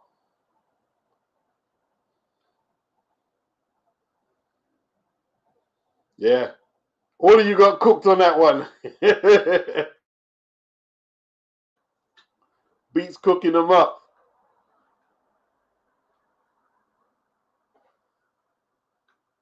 Yeah, man. 94, yeah. Yeah, I tell you what, Tone, the album wasn't all that. It wasn't all that. Mikey D replaced Extra P, and it wasn't all. Their best song was What You Need Is a Source, the lead single, and after that, the rest was, I mean, Mikey D just couldn't handle the mic duties like Large Pro. He couldn't. You know what I mean?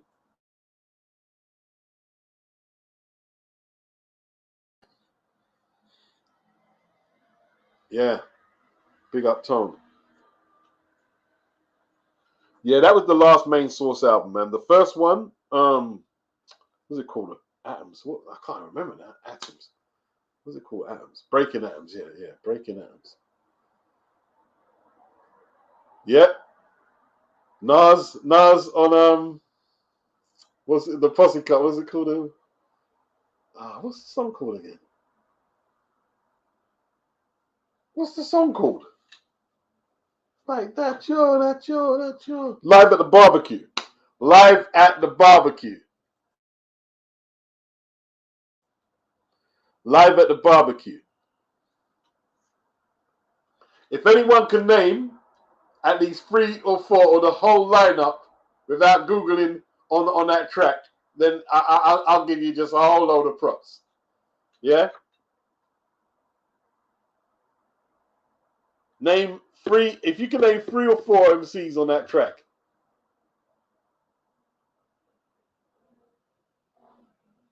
Yeah, Breaking Atoms. Yeah. It's an all-time great song, definitely.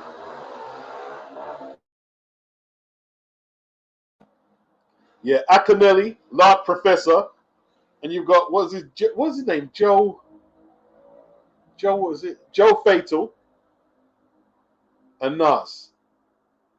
Nas, Akinelli, Lord Professor, and Joe Fatal. Yeah.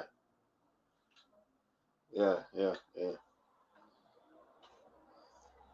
That song was bad, man. That song was bad.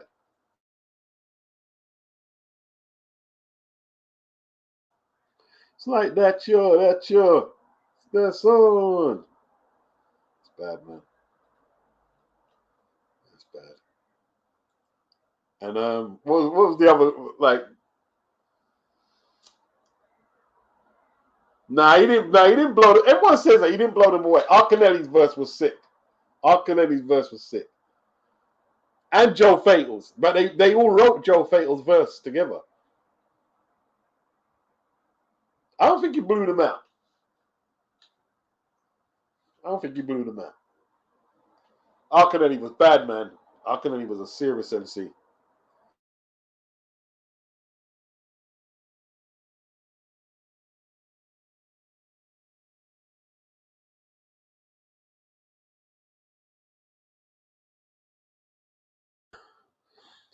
Arcanelli was bad, man.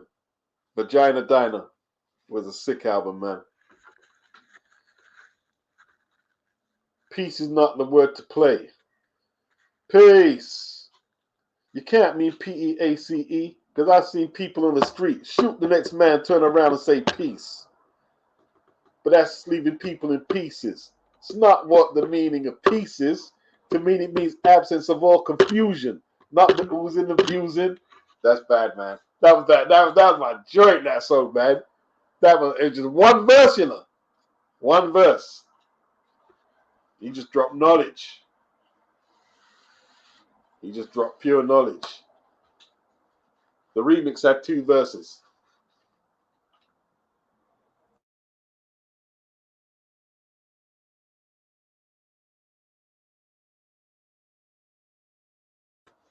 Extra P was bad, man. Extra P was bad. He was sick. He just had a simple style as well. But his voice was like always working, like, you know. That's what some people, when they rap, they would try to do the trickery. But I mean, if you can make your voice work properly, you don't have to do that all the time. You don't have to do that all the time. You don't have to do that. Nas didn't have the last verse in Live at the Barbecue. Oh, Verbal Intercourse he did, yeah. Yeah, listen, he was good and on Mobb Deep's Eye for an Eye, he was sick on that, man. He was sick on that. He was sick. Another posse cut was MC Search, Nas, Chubrock. Don't tell me he blew Chubrock out the water. Kick him in the grill. Back to the grill again. Back to the grill again. That was bad. Bad song.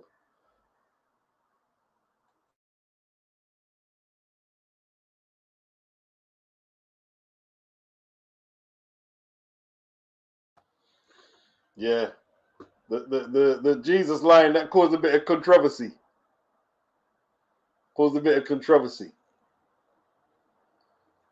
Yeah. Mature and thoughtful lyrics, agreed. You know what song I used to like on Breaking Atoms was Snake Eyes. Snake Eyes was just bad, man. And Baseball. Baseball was just sick, man. About the police shootings.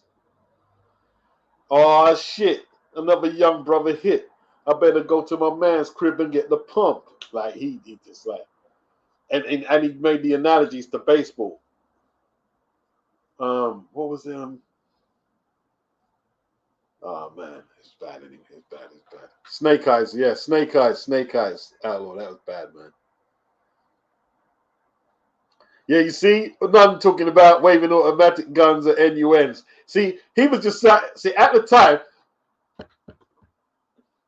He came after NWA, yeah, and the Ghetto Boys, and they kind of brought it in where you had to say something that would stand out and people remember you. So the more provocative you went with it, you know what I mean, waving guns at NUNs, you know what I mean, went to hell for snuffing JESUS, you know what I mean.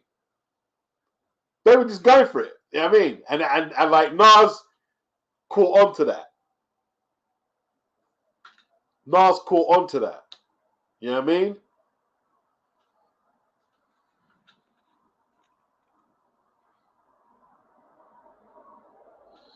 What's next for Tank Davis? I fucking care. He ain't fighting nobody. You know what I mean? Tank and Canelo stay on the PVC, bro. You know what I mean? Stay on the PVC. Do what you're doing.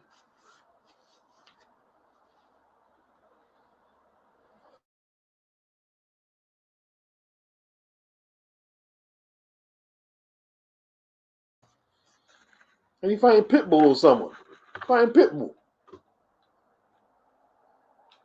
Yeah. And Nas just came out the gate with the sick lines. With the sick lines. You know what I mean? Like, R. Canelli was on the track. He had some controversial lines. Yeah? He made a song called I Love Her, I Love Her. And he basically spoke about kicking his pregnant woman in the stomach and making her lose the baby. But he switched it and said, "I don't take me wrong, I'm just kidding. I really love her." And that song caused a lot of controversy. A lot of controversy. But that's what they were trying to do. That's what they were trying to do.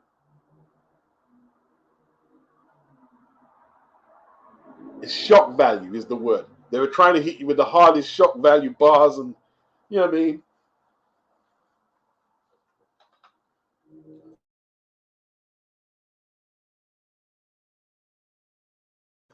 Tom, tell them about Spontaneous, bro. Leaders of that song that was a serious posse cut. Spontaneous, man. Like, I didn't even know who some of the MCs were, and they were just coming with these mad abstract styles, man.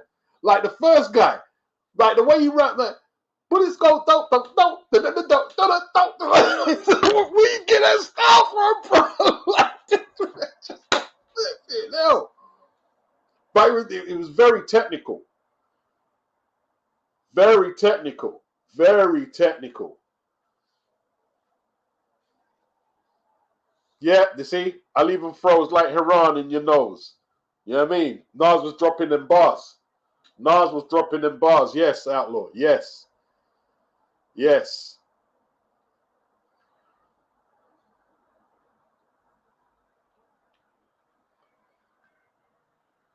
G-Rap song about cock blocking was funny as F, says Outlaw. He made a song with Akinelli called Break a Bee's Neck. Break a Bee's Neck.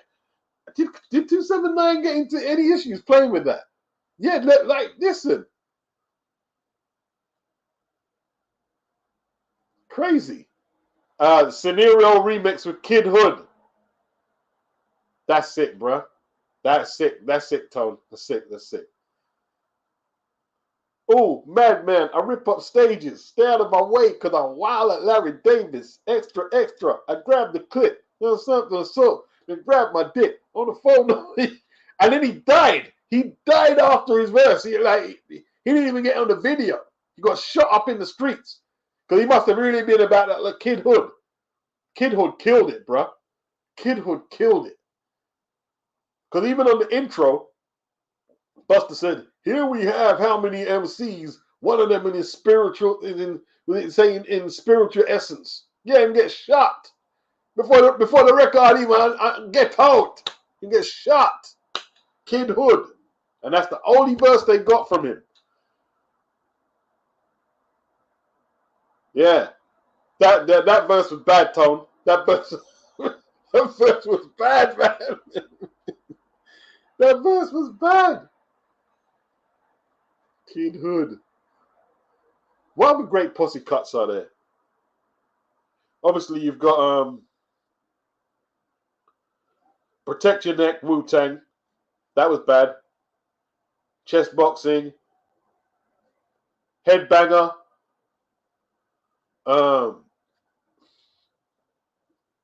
Posse cuts, you know. Posse cuts. Yeah, Kid Hood killed it, man. Horrorcore rap.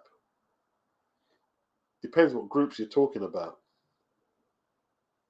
Wizard says Tank is Petro. Yeah. Yeah, it's Tribe Called Quest. Yeah, Tribe Called Quest. Tribe Called Quest. Art of Chess Boxing. Yes, yes. The Symphony. Yeah. And my voice is twice as horrifying as Vincent Price called you rap, bro.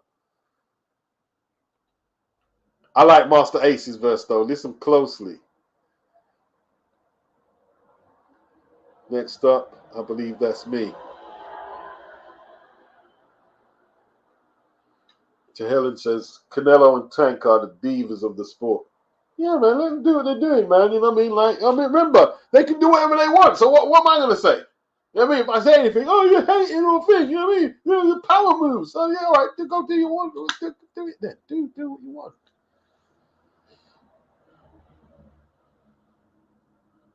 Okay, Toad said there's a track with Kid Hood floating about on YouTube where someone put a beat under a freestyle he did. Worth a listen if you're into that sort of thing. Oh, yeah, you know, I have to look for that, Toad. You know what I mean? Definitely have to look for that. Wow, Kid Hood, man.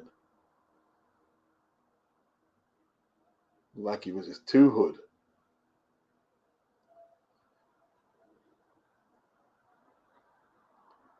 Oh, Zhang exercising his rematch clause against Joseph Parker. It's interesting. Kid Hood.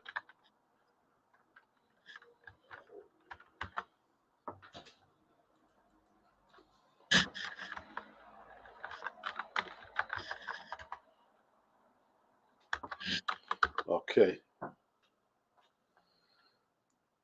Okay, I think. Okay, is that in there? Yeah.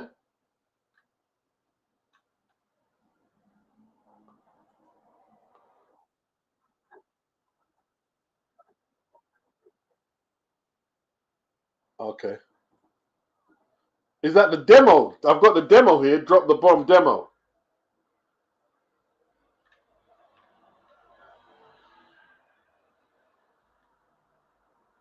Yeah. And listen, the thing was everybody loved his verse, man. Everybody loved because like he was a new voice. Yeah, I've got that here. Yeah, 4-3-2-1. That's bad. That's bad. That's the first time. That wasn't the first time I heard DMX. I think that's the first time most people heard DMX was on that 4-3-2-1 LL joint. I heard DMX about 1992. He had a song called Born Loser with Dr. Zeus. And his voice, he wasn't rapping like that then. He was a bit, you know what I mean? He was a bit lower tone. Yeah.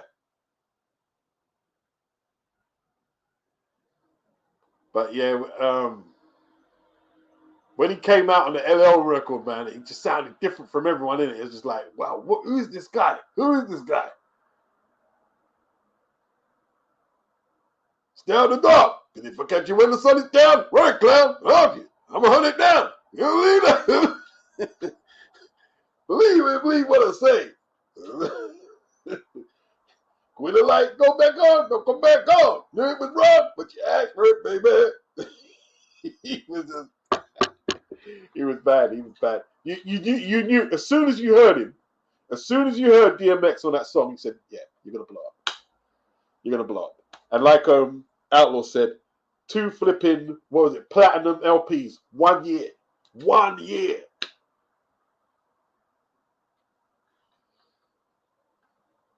Yeah, Banned from TV was bad, Outlaw. And Cannabis with Lost Boys and Redman, that was bad. That was bad. Beast from the East. Beast from the East. Banned from TV is bad. It's a classic. Banned from TV. Wicked. John Blaze by Fat Joe. Yeah, that was good. That was a good one. That was a good one. Gangstar had a few. What was the one Gangstar had? With Little Dap and Jay with the Damager and stuff. And then they had an what was the one they had with Nice and Smooth? Oh man, I should know the names of these joints. Speak Your Clout. The Gangstar, what was it? Speak Your Clout with Jay with the Damager. Group Home, and Guru. That was bad, man. Speak Your Clout. And what was it? Take Two and Pass It. D&D All Stars with Primo on the beat. KRS One, Smith and Wesson, Fat Joe, Mad Lion, and Jeru, and Dougie Fresh. That was a bad song, man. Yeah, Dwick. Tone got Dwick. I got Dwick. That's Nice and Smooth. Nice and Smooth, Guru. Was anyone else on it? Greg Nice. Ah, we. Not for a fee. Maybe. I do it. He used to do it all off the top of the head, you know, Greg Nice. Right, nothing down, boy. All freestyle.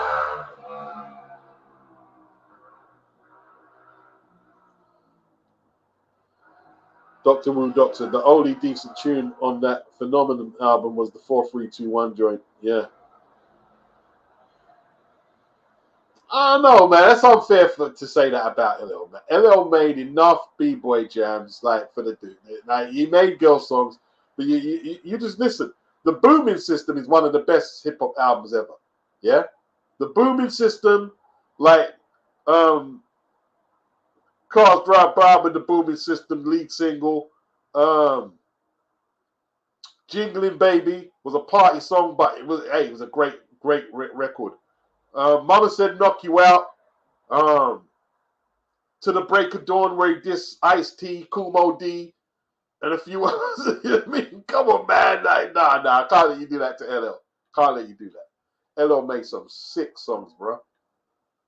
LL made some wicked songs. You know what I mean?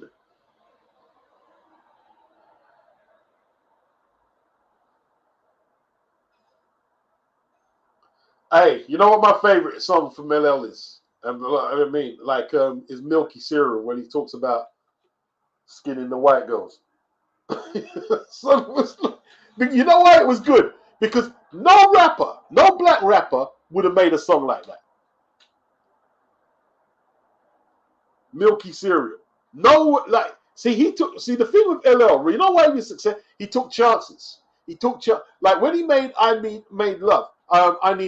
Everybody was like trying to make hard songs and hardcore raps and this and that. He come out like it was different. He took chances. And then Milky Cereal. He took chances. But the thing is, Milky Cereal was one of the funniest rap songs as well. A funny song. Really funny. I went to Vegas, didn't think it'd do any harm. I ran into a girl named Lucky Charms. And then kissed her toes, kissed her hair, kissed her feet. By the end of the morning, she looked like shredded wheat. Hey, listen. You got to take chances. Pink Cookies. Was it getting crushed under a building? Is that time? Got to take chances. See, you see Nelly, yeah? When I hear Nelly on drug I said, what's Nelly doing taking drugs? I'm sure Nelly used to have a clean-cut image. Now you get caught with drugs? What, Nelly, what are you doing? See, Nelly took chances by doing that singing rap. He took chances. Now, I wasn't a big fan of it, but the first time I heard Westwood, I said, oh, he's going to blow. He's going to blow. Yeah. Oh, he's going to blow. He's going to blow up. Because it was different. It was different. Oh, Wizard Sleeve says, rappers always started with a silent C. Oh, Wizard, I don't know about that. Wizard, take that back. Take that back. Anthony Macker says, LL gets a lot of hate from mostly dudes. I remember a dude I hung out with in university in the late 90s, hated LL. However, you could never criticize Tupac and Bone Thugs. But I don't know. I guess because if you're a risk taker, you put yourself out there. If you're a chance taker, to be hated like that, because you see, if you just fit into the box, like Tupac didn't grow up no tougher than LL. Tupac used to go acting, dancing classes and acting classes. Listen, let me not say no more because I know there's some big Tupac. You say anything about Tupac, boy, they want to come and hunt you down and shoot everything you own and you as well. Tupac fans, right? Tupac started as a dancer for Digital Underground, yeah? And then all of a sudden it was gangster this, gangster that. But he done what he had to do to fit in, and he was good at what he did. He was good at what he did. But LL could have told some drug dealing stories. He had, who do you think he hung around? Where do you think he got his dress sense? From Queens, from Fat Cap and Griffin. He knew all them people. He could have did that easy.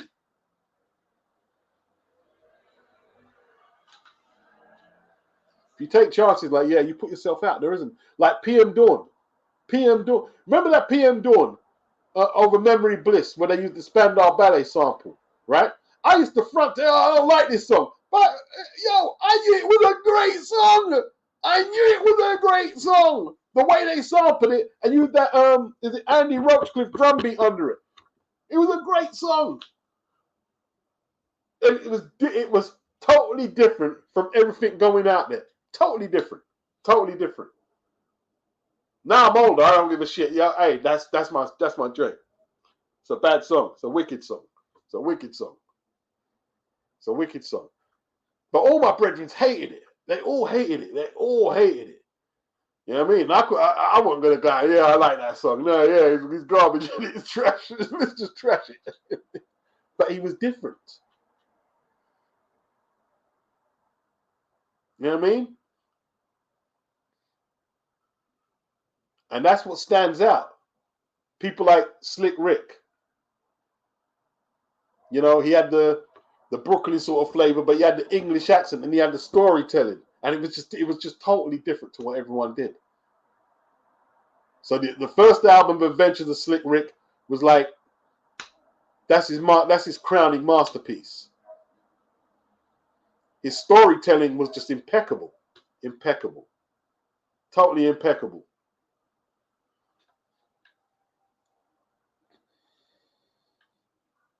And see, if you listen to rap nowadays, yeah, you could just run a mix, like a monotonous mix, and like all got the 808 and all got the thing, and it just like Drake, his music sounds a bit tiring at times. It's like,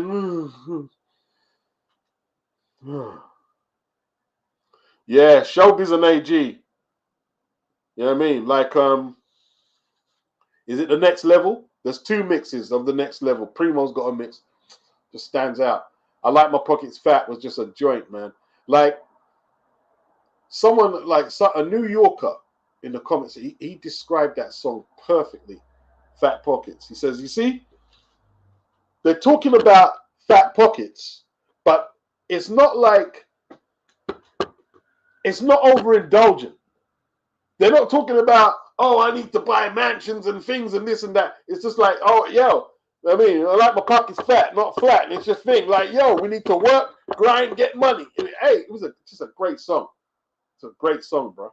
Great song. That's one of my brother's favorite songs. That one. Great song. Showbiz and AG. Yeah. They've got one song named Runaway Slave. And it's the tempo the songs played at. And like, I've heard people say Andre the Giant can't rap. And I said, are you serious? And you know when they said it, it's like when he went on the Yes You May song with Percy P. But you see, the thing, if you're going to go on a song with Percy P and he's doing them compound, yeah, you're going to get smoked out the building. But that don't mean you can't rap. That doesn't mean you can't rap. You know what I mean? I would argue that Percy P has got better songs than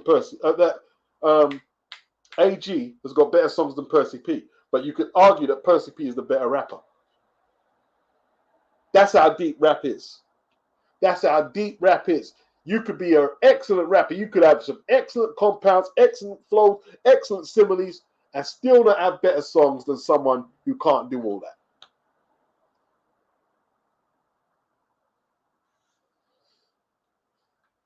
Yeah, Tupac was doing ballet. He was doing ballet.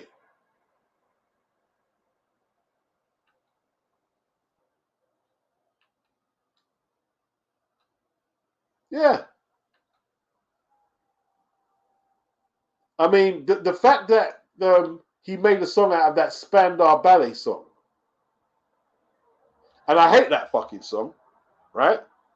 And let me listen. I don't hate. I love the song, but I hate the song. No, I'm not going to tell you guys why I hate it. I'm not going to do that to myself. I'm not going to do that. I'm not going to do that. You have to hit the super chat with something before I reveal why I hate it. I can't stand that song. Bad memories.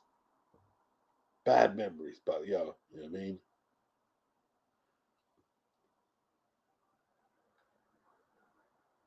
Far Side. What's the nighttime mix, Tone? Or what song? Far Side Pass Me By is one of the greatest hip hop songs ever. Pass Me By was just like, there was nothing like that. There was nothing like that. That was a Quincy Jones sample. And if you listen to that song, it just encapsulates that hip hop, that baggy clothing, that jazz sampled, you know, the dusty drum beats and stuff. It just encapsulates, just perfect, man. And like, you know what's so great about it, right? They're excellent MCs. All of them are excellent MCs, and they've got great melodies, great choruses, great melodies in the. It's just like, and the beat is just like the way the beat interchanges from one to another. It's just like, man, that song was just bad, man, just bad, and it's vulnerable. The vulnerability about this girl just blanking them. It was like, come on, man. See, this is what I'm saying. You've got to take chances. If you don't like, you can listen. Don't get me wrong. If you're just gonna get in where you fit in and do what, and it works, fair enough. That's all right. That's okay. That's okay. That's okay. But sometimes you take chances. It doesn't like look. Organized Confusion. They took so many chances, and they never blew up. But you ask Eminem, who's one of his favorite MCs, he's gonna say Pharoahe Monch. He's gonna say Pharoahe Monch. I remember when Jay-Z was blowing up. Where you going, Jay? They were talking today. I'm going to the Organized Confusion or to the Pharoahe Monch show. Oh, you're going to who? Yeah, he went. You going to see Pharoahe Monch? All the guys are blocked. They went. Yeah, going to see Pharoahe Monch rap.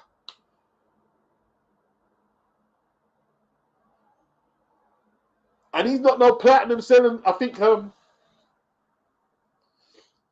Monch goes through a lot of depression.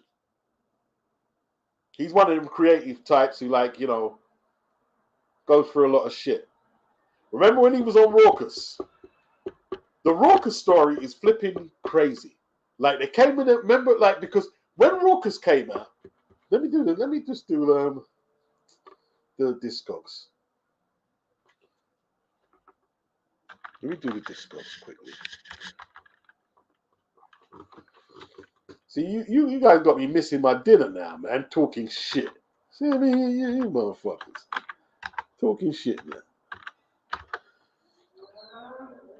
Before I thought I was gonna come off in it. Yeah, I'm gonna come off in a minute. Look at me. Look at you. Look at you. Look at you. Right. Rawkus Records.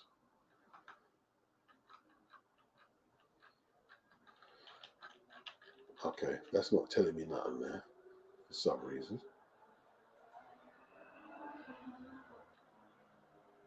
Reviews.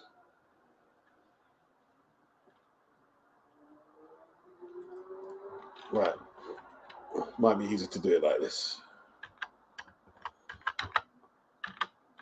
I just want the years. I want the years. Right. Okay.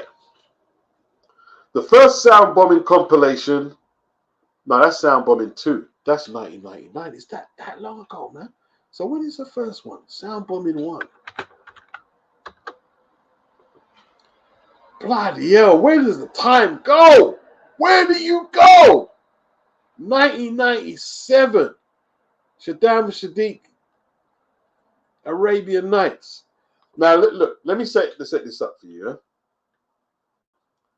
That album came out when hip-hop was in full indulgence. Hip-hop was drinking itself drunk of champagne, blunts, sex stories, and getting money. Yeah? Bad Boy Records. And the South started getting into the mix. You know what I mean? Like No Limit and this and that. And not this in the South, right? But the South, like, I mean, they talk about syrup and fun. You know what I mean? And Sherman, like, I mean, and just partying, candy paint cars and shit. And I mean, it's all right. But, you know what I mean? If you don't live that, it's fucking like, God blimey. You know what I mean? Who wants to get syruped up like DJ Screw and die from drinking syrup? And then you got Diddy putting the locks in shiny suits and everything was just party. And when the Soundbombing albums came out, right, 1997, and who was the guy? Was it he was related to not Robert Maxwell or Rupert Murdoch? I think it was Rupert, one of his either his children or one of his younger family members who put that out. And I remember buying it, and they went straight to the underground with their songs. Yeah, they went straight to the underground. All the songs like underground music, and it was at a time when it was really needed. You know what I mean? Because everything was party, everything was, you know what I mean? I'm a ladies' man, I'm this, I'm famous, and this, I'm getting money, I'm getting more money, I need to get money, this, that, and cars, condos, and which is all good. You know all that shit. You know what I'm saying? But the Soundbombing album, that was a welcome relief. And who was on it? You had the Brick City Kids and Evil D, the intro. Evil D is from Black Moon. You know what I mean? He's from that crew there. You had R.A. Rugged Man. He's a good MC. Very good MC. Indelible MCs, Fire at Which You Burn. I can't remember that one. Is that LP? He produced it. If I heard it, I'll know it. Then you Company Flow. Remembers Company Flow. You know what I mean? See, at this stage here, there was a lot of white MCs coming up. Underground MCs like Company Flow, R.A. Rugged Man. You know what I mean? LP. And they was all on the underground thing. Sir Melanik, Shabam Shadiq, Arabian Nights. I remember that song. Oh, Nick Wiz produced it. I didn't even know. Then you got, I tell you what, man. See at the time there, Talib Kweli and Mos Def, Reflections Eternal. They were just killing it, man. That song was bad, bro.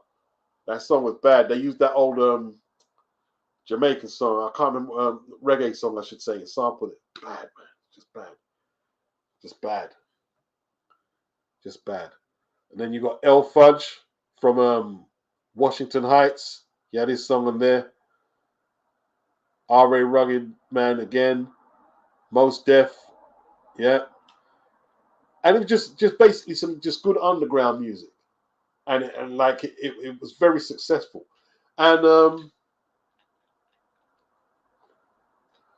everyone was saying, yeah, this is what they need to do. You know what I mean? Just keep it how you do it. Keep it raw. Keep it raw. Keep it raw. And then Pharoahe Monch came with that song. What was the song he had? It was on his album. It was like Eternal Affairs. Da da da da da da da da.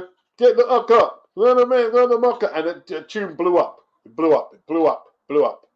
And it wasn't a commercial song. They used the Godzilla sample. It wasn't commercial. It was underground, but it crossed over. But the owners of the music, because it's a soundtrack, they took all the royalties. He's never made no money from it. And after that, but you know, it was a big song for Rawkus Records. It was a huge song. Done a lot of rotation on radio and stuff.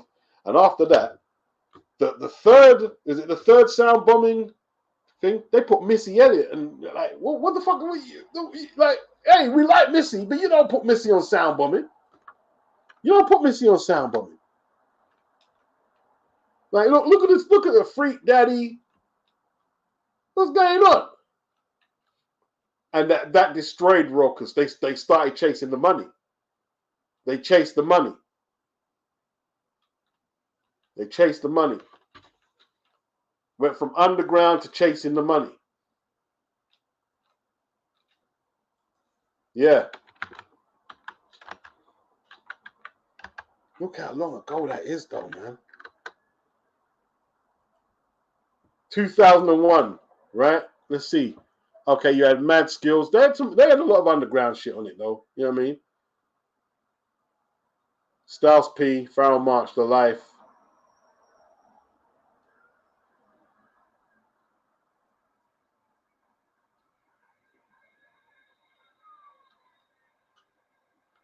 What one was it where they had Missy Elliott on it? It's not this one. It must be four then.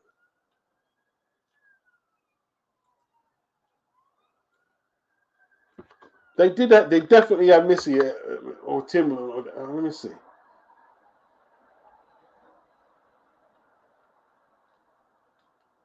They all went. It all went to pieces anyway. It all went to pieces. That's all you need to know.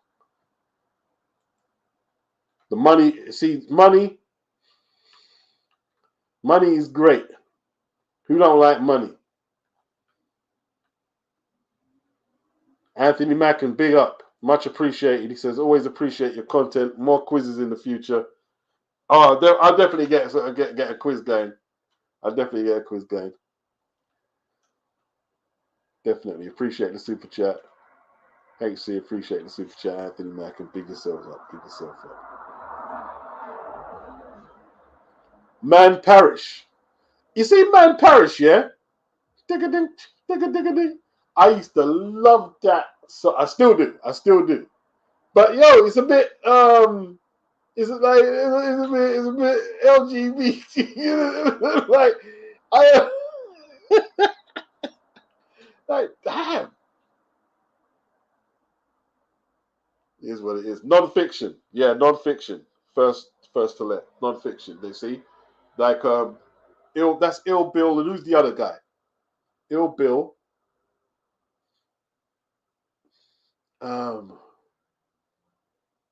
And his brother. See that's some white gangster New York kids, isn't it?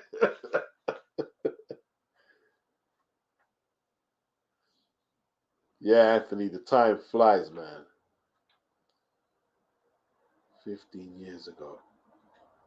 Tom said Pharoahe Monch's Internal Affairs album was big in my circles when it came out. Yeah, I used to love that album, man. I used to love that album.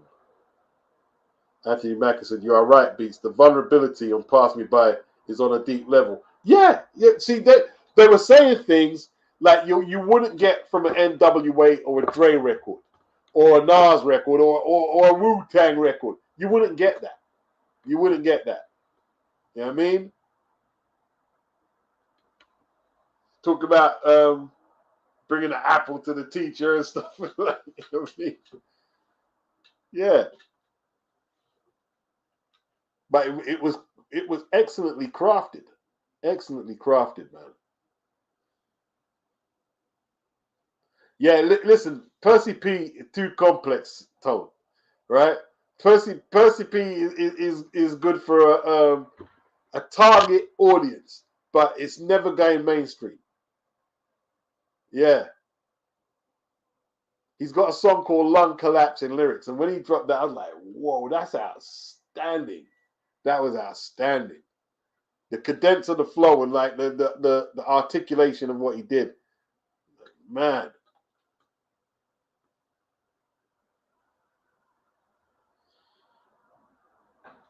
Rugged man verse coming from the perspective of a Vietnam veteran was crazy, says Outlaw. Yeah. He's a very talented man. Very talented white MC. Very talented. Very talented. Remember, he done a song with Biggie in it. Puffy didn't want him to hang around him because Puffy thought he was too crazy. But he didn't want him to hang around Biggie.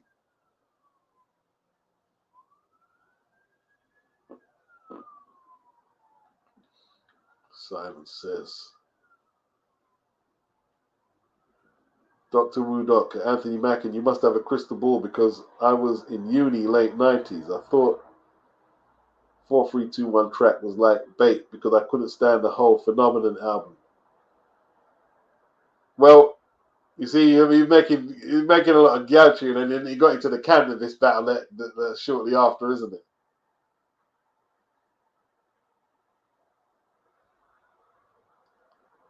Yeah, okay, yeah, right. Male stripper, yeah. Hip hop fans were like, huh? What?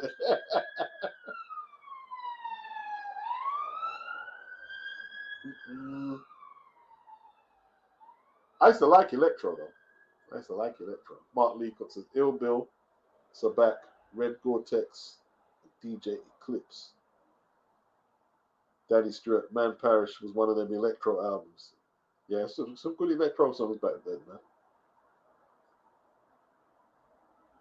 Anthony Mackin thought that LL had the weakest bars on 4321.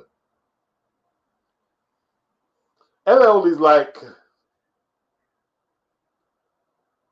LL's actually got some outstanding songs though. That's the thing. Underground, like when he dissed Kool D, Jack the Ripper. Jack the Ripper. That beat was dread. Daddy Stewart said, "Male strippers get pum pum." Anyway, look, keep it PG, Brits. Keep it PG. No sir. Don't say anything beats. Plead the fifth. Plead the fifth. Plead the fifth. This is what it is, isn't it? Everyone's different, isn't it? You've got to respect people's choices, isn't it? Got to respect people's choices. Lord Finesse versus Percy P rematch, Powers and Projects. That track 100% pure uncut New York hip hop.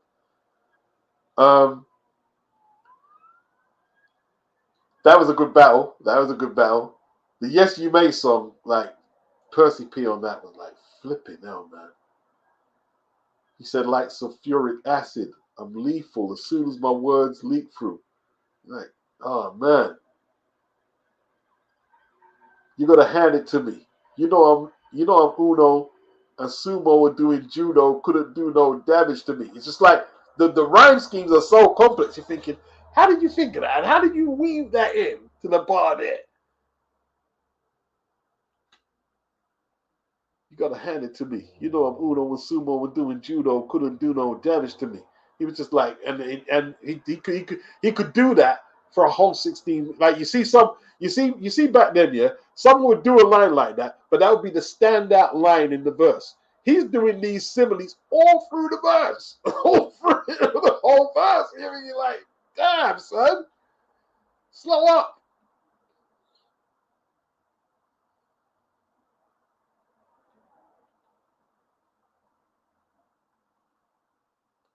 Shannon Sharp, Anthony Mack's Shannon Sharp interview. LL says that there was a part of his career where he had to learn how to rhyme again. Whoa. Outlaw said that sumo judo rhyme is mental. Yeah, it's totally mental, man. It's totally mental.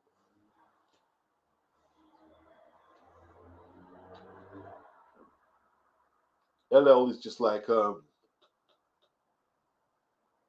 think KRS-One like used to diss LL quite a bit. And he said, yo, it's a cultural icon. It's a cultural icon.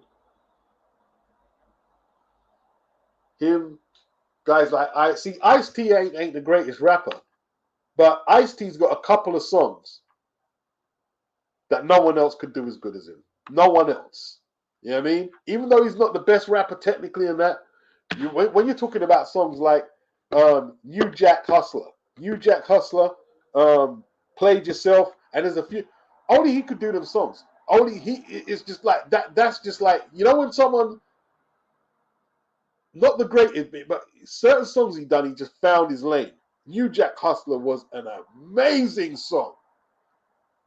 Like the production and the way, like the first bar, Hustler. I was just like, whoa, that was just deep, man. That was just deep. That was just deep, bro. It was deep.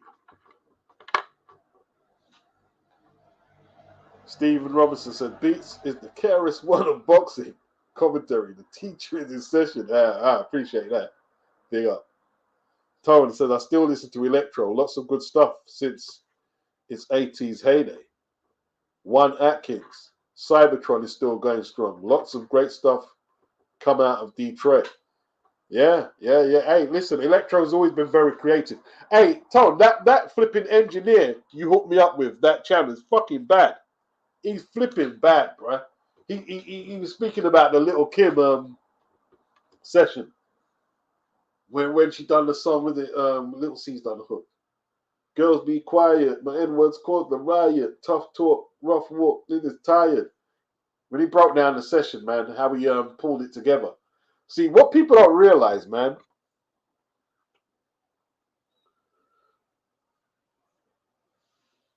you being a good MC in making records is a little small part of it, bro. Is a little small part of it. If you don't have someone to stage manage the production, so that makes why a lot of records fail is because they've got good ideas, but okay, they'll just bring the beat and bring the rhyme and bring that to the thing, and they'll try to finish that. That's what they'll try and do, but they've got no one to manage the song, to stage manage the song, which might mean it needs a bit more of a crescendo here, it needs a bridge here, it needs thing. You might need to, change the drum a bit in here and there and interchange the drum. You need to mix it down and thing. And if you don't have someone to do that, or a good engineer, that is where you lose to someone who's a worse MC than you. That's where you lose. And you see that guy there who Tone hooked me up with? He's like Bob Powers. He's like a Bob Powers engineer. People don't realize, right? Engineers save not just MCs, but singers, and they save people's records. Yeah? They save people's records, bro. The engineers.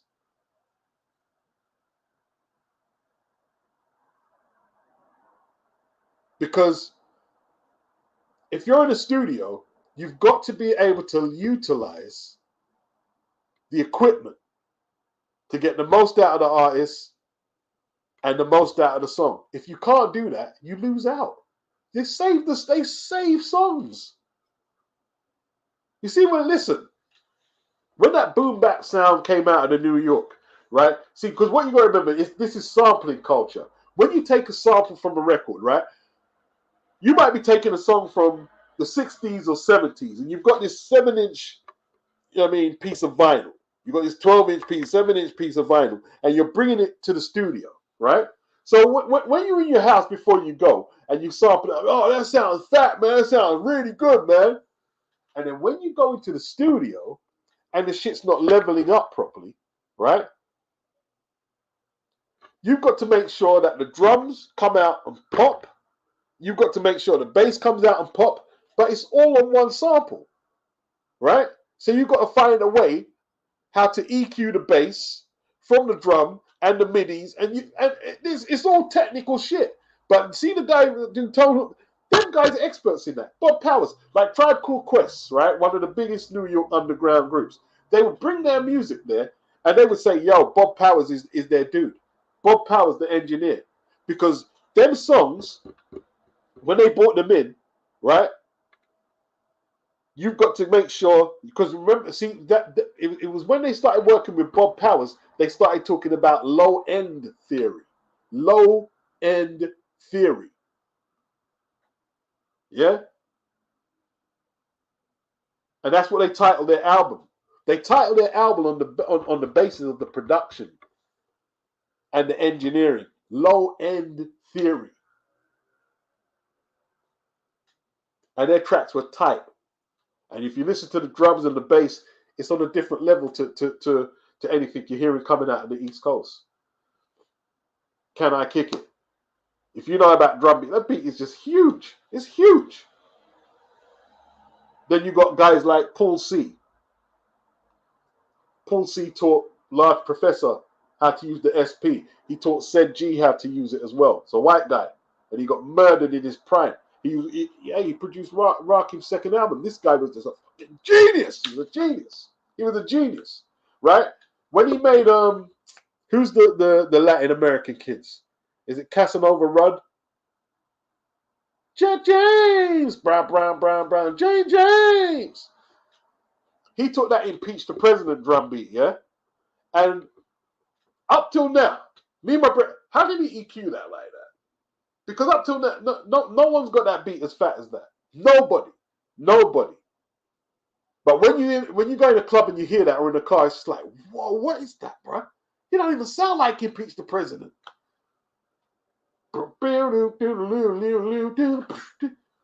Crazy. If he didn't get murdered, I think his girlfriend set him up to get murdered. If he didn't die, he would have been huge. He would have been absolutely huge. I think he took like he discovered organized confusion.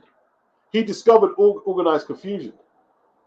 They were supposed to sign with Def Jam, but you know what Leo Cohen said? Because they was called Too Positive. That was their name, and he said, "I'm not signing up someone called Too Positive. It's corny." And they didn't get signed, but they kept going, and I think they signed with Hollywood Basic, didn't they? First couple of albums. Yeah, Paul C was that dude, bro. Paul C was that dude.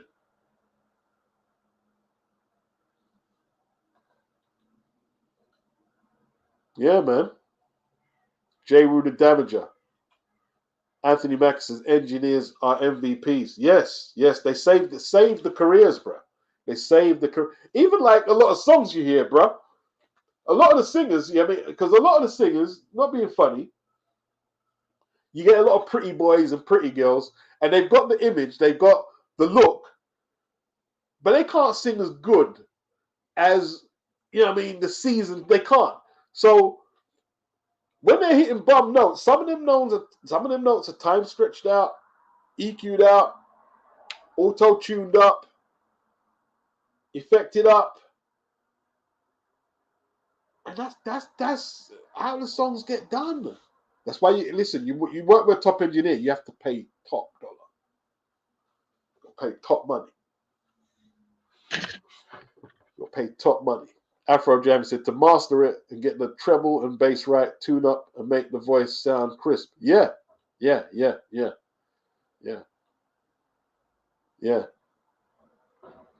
Danny Stewart said Cybertron, the original robot voice. Am I right? I don't know. All I know is what year was it?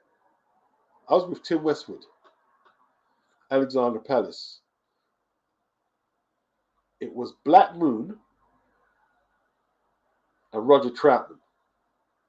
And the venue was basically empty. It was a fucking shame to see Roger Troutman in his empty venue. It was horribly promoted. Alexander Palace wasn't known for putting them events on back then. But I got to see the whole show.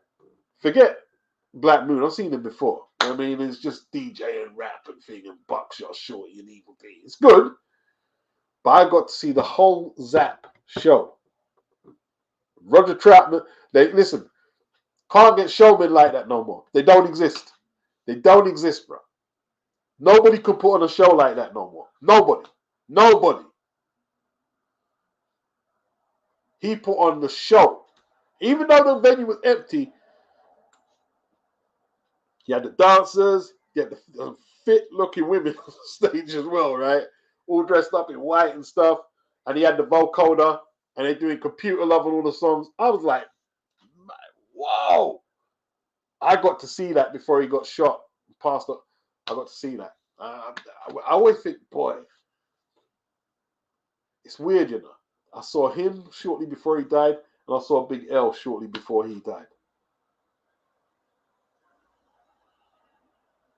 Big L is just a beast of an MC, bro. A beast. He's better live than he is on record. He's better live. When he's live, he's just a spiteful mother effer. And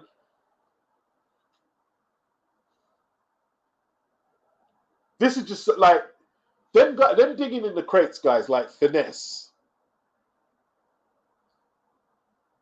OC was there.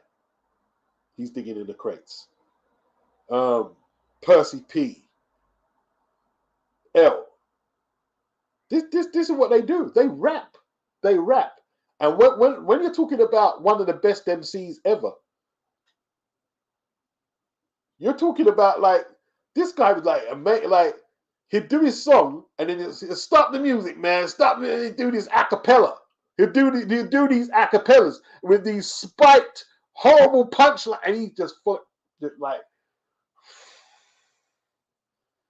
he was bad, man. He terrorized the place. The place was going crazy when he was rap. Don't get me wrong, OC can hold his own. We all know OC is a great MC, but Big L had the place going crazy, bro. Crazy. See, man on the radio 279 talking about Big L like all night talking about Big L. Like it's just like whoa. You see, Big L is one of them. When he goes on the stage, you can't go on after. And do what? What are you gonna do? What is it you're gonna do? You can't go on after that. It's over. When he's finished, it's done with. The show is over. BDP were like that as well. Boogie Down. When they finish, you can't. You don't go on after. Everyone go home after that because it's going to take the crowd at least an hour to calm down from what they just heard. You know what I mean? You can't go on after that. Although 27, I missed Cannabis at Subterranean. That's why I saw Big L. 279 said, "Yo, that was one of the best performances he saw from an MC's Cannabis at Subterranean." Cannabis was just lethal. Cannabis was just lethal.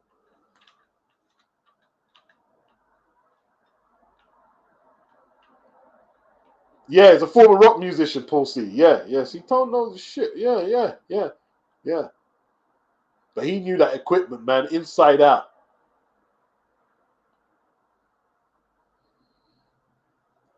Oh, what, the Ali Pali one?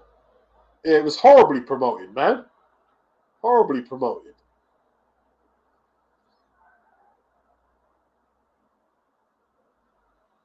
Anthony Macker said, that's why I say R.I.P. Frank Farian, Boney M, and Milli Vanilli. Frank was a flipping genius and a ruthless businessman. You see, man, I tell you what, yeah? I remember agreeing with everybody. Right? I remember agreeing with everybody that, yeah, Milli Vanilli are fake, man. You take away their Grammys, man. That's not right, man, and this and that. And then it was Sting. Sting said, what is everybody talking about? They sold the records because of their image. They deserve their Grammys. They deserve, and he's right. He's right. He is right. He is right. They have to make you buy into the image. They deserve their Grammys. They shouldn't have been all that controversy. Listen, they've been doing all this shit from a long time ago, like getting other people to sing songs in Hollywood since the 30s. There's a video on YouTube about it, bro. Right? From a long time. So I don't see why they came under attack like that. Wrecked their lives. One of them dead now, isn't it? They went through horrible times, man.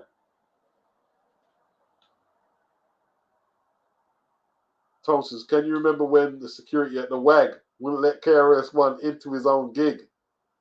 I didn't get to see it. I've heard it live, though. That was on one of his albums.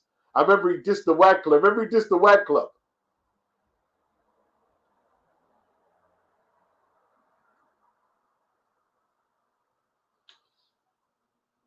Danny Stewart said, yes, Sting was 4'1" and the ace face in. What's that? What does that mean? Jazz Funk, we used to love Boney M in my house. Anthony Mack said it was fake outrage before we knew anything about fake outrage. Yeah, remember them songs Black Box? That girl singing on the video, it was, who was it, Martha Wash? There was a few of them songs, them dance songs. Whereas there was some plentiful African American sister singing the songs, and they put some skinny chick in the front to front the video. Yeah. Yeah. There's a few of them stories. Martha Wash, she was the other one. There's a few of them.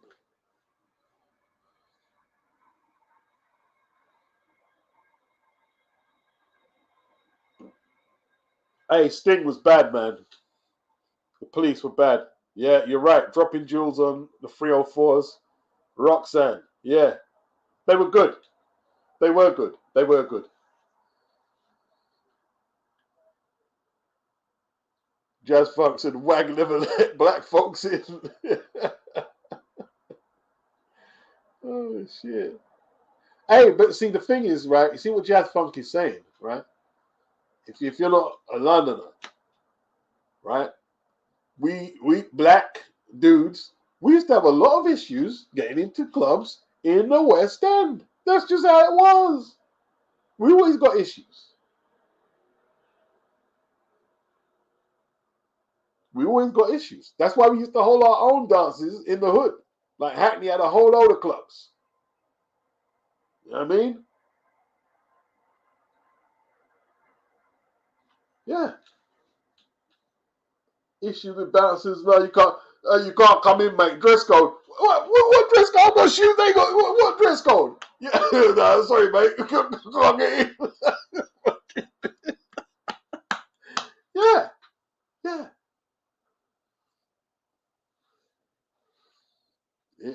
That's some real shit. That's some real shit. Some real shit.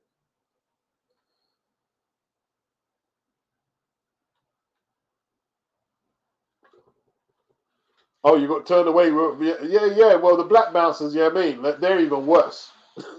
Because if they know the policy is give the black dudes a hard time, they're even worse than the white bouncers.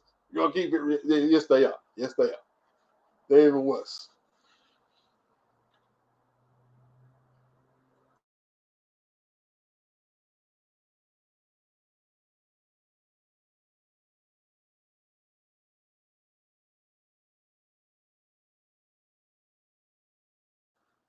Yeah, crazy shit, man. But it started to change. Like in the 90s, it started easing up a little. But 80s and before my time, I mean, the elders used to tell me, yeah, we don't go up there. Like when we was young, like because we're a different age, like they said, we don't go up there far. We don't do up there, sir. Oh, we're gonna go to this club. They don't go up there. They didn't go up there, period. They didn't go up there. They didn't go.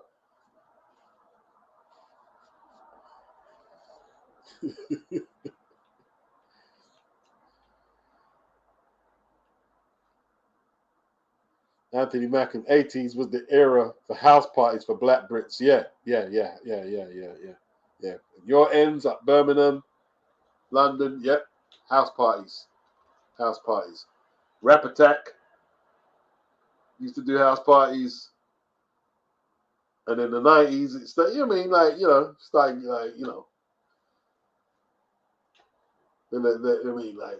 it was almost like you had to let like the party went a party unless we weren't in there. You know what I'm saying? That's a whack. If you ain't got us in there, it's a whack club now. That club's whack.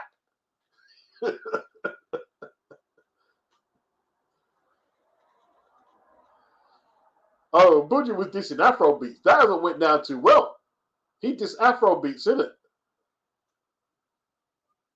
Ministry of Sound. I don't think, did I ever go Ministry of Sound? My brothers did. They used to tell me about it, but I never used to get up there. Ministry of Sound, Anthony Mack, and there was a controversy a few years ago when a London club owner, I think he was a South Asian and Arab, was recorded telling security not to let dark-skinned black girls on. Now, I've heard that go down a few times. Do you know what I mean? See? I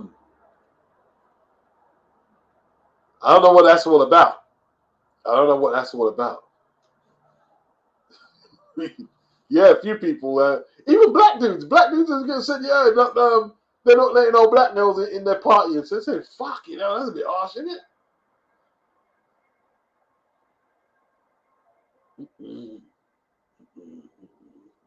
See, but let me just say this though.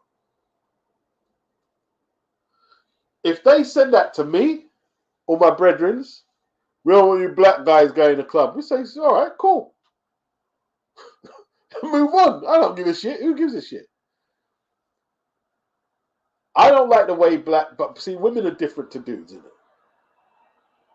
The women made a bit, you let us in there. Why do you want to go in somewhere where they don't want you? Even they say, yeah, fuck your club.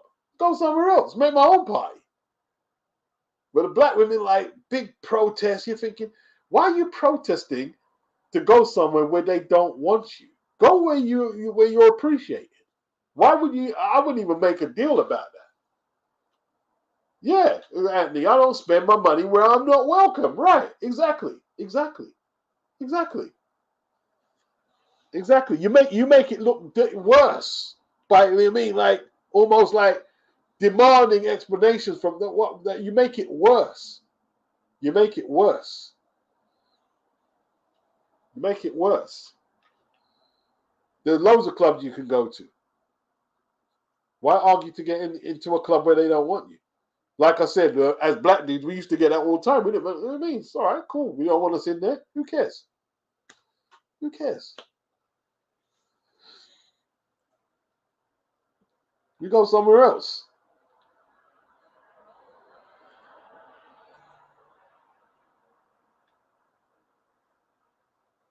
Anthony said they protested on social media about it at the time. It was big news. Yeah. See, and what it does, it makes you look like a difficult group to when you protest. It makes you look like that group, like you're really difficult people to deal with. We don't want you there, and now you're arguing with us. Why are you arguing about people who don't want you in the thing?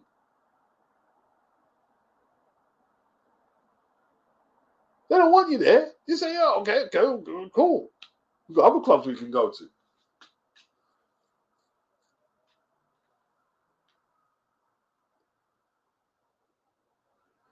Jazz Funk Ministry, when first opened, no group of black guys don't policy. Steer clear for 3 years. Mm-mm. I didn't even know about all that. I just wouldn't go. I just wouldn't go. I mean, forget that. I mean, if that's your policy, cool. Not a big deal to me. Not going to lose no sleep over it.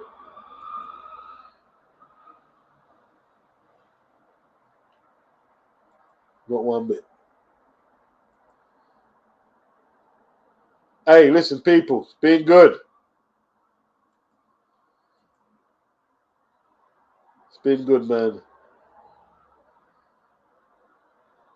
Anthony Mack, and I don't argue or beg for equality with anyone. That's just my code of conduct. I create my own lane. Yeah. I'm too proud to do that, man. Too proud. I mean, like, you don't want me there.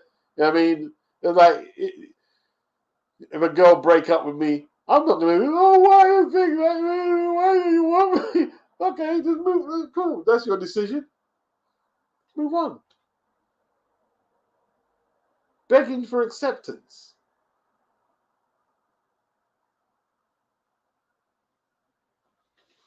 I don't know. Everyone's different, isn't it? Everyone's different, I guess. Everyone's different. I've got to start accepting everyone's different, innit? Got to start accepting it. Hey, peace out. Peace.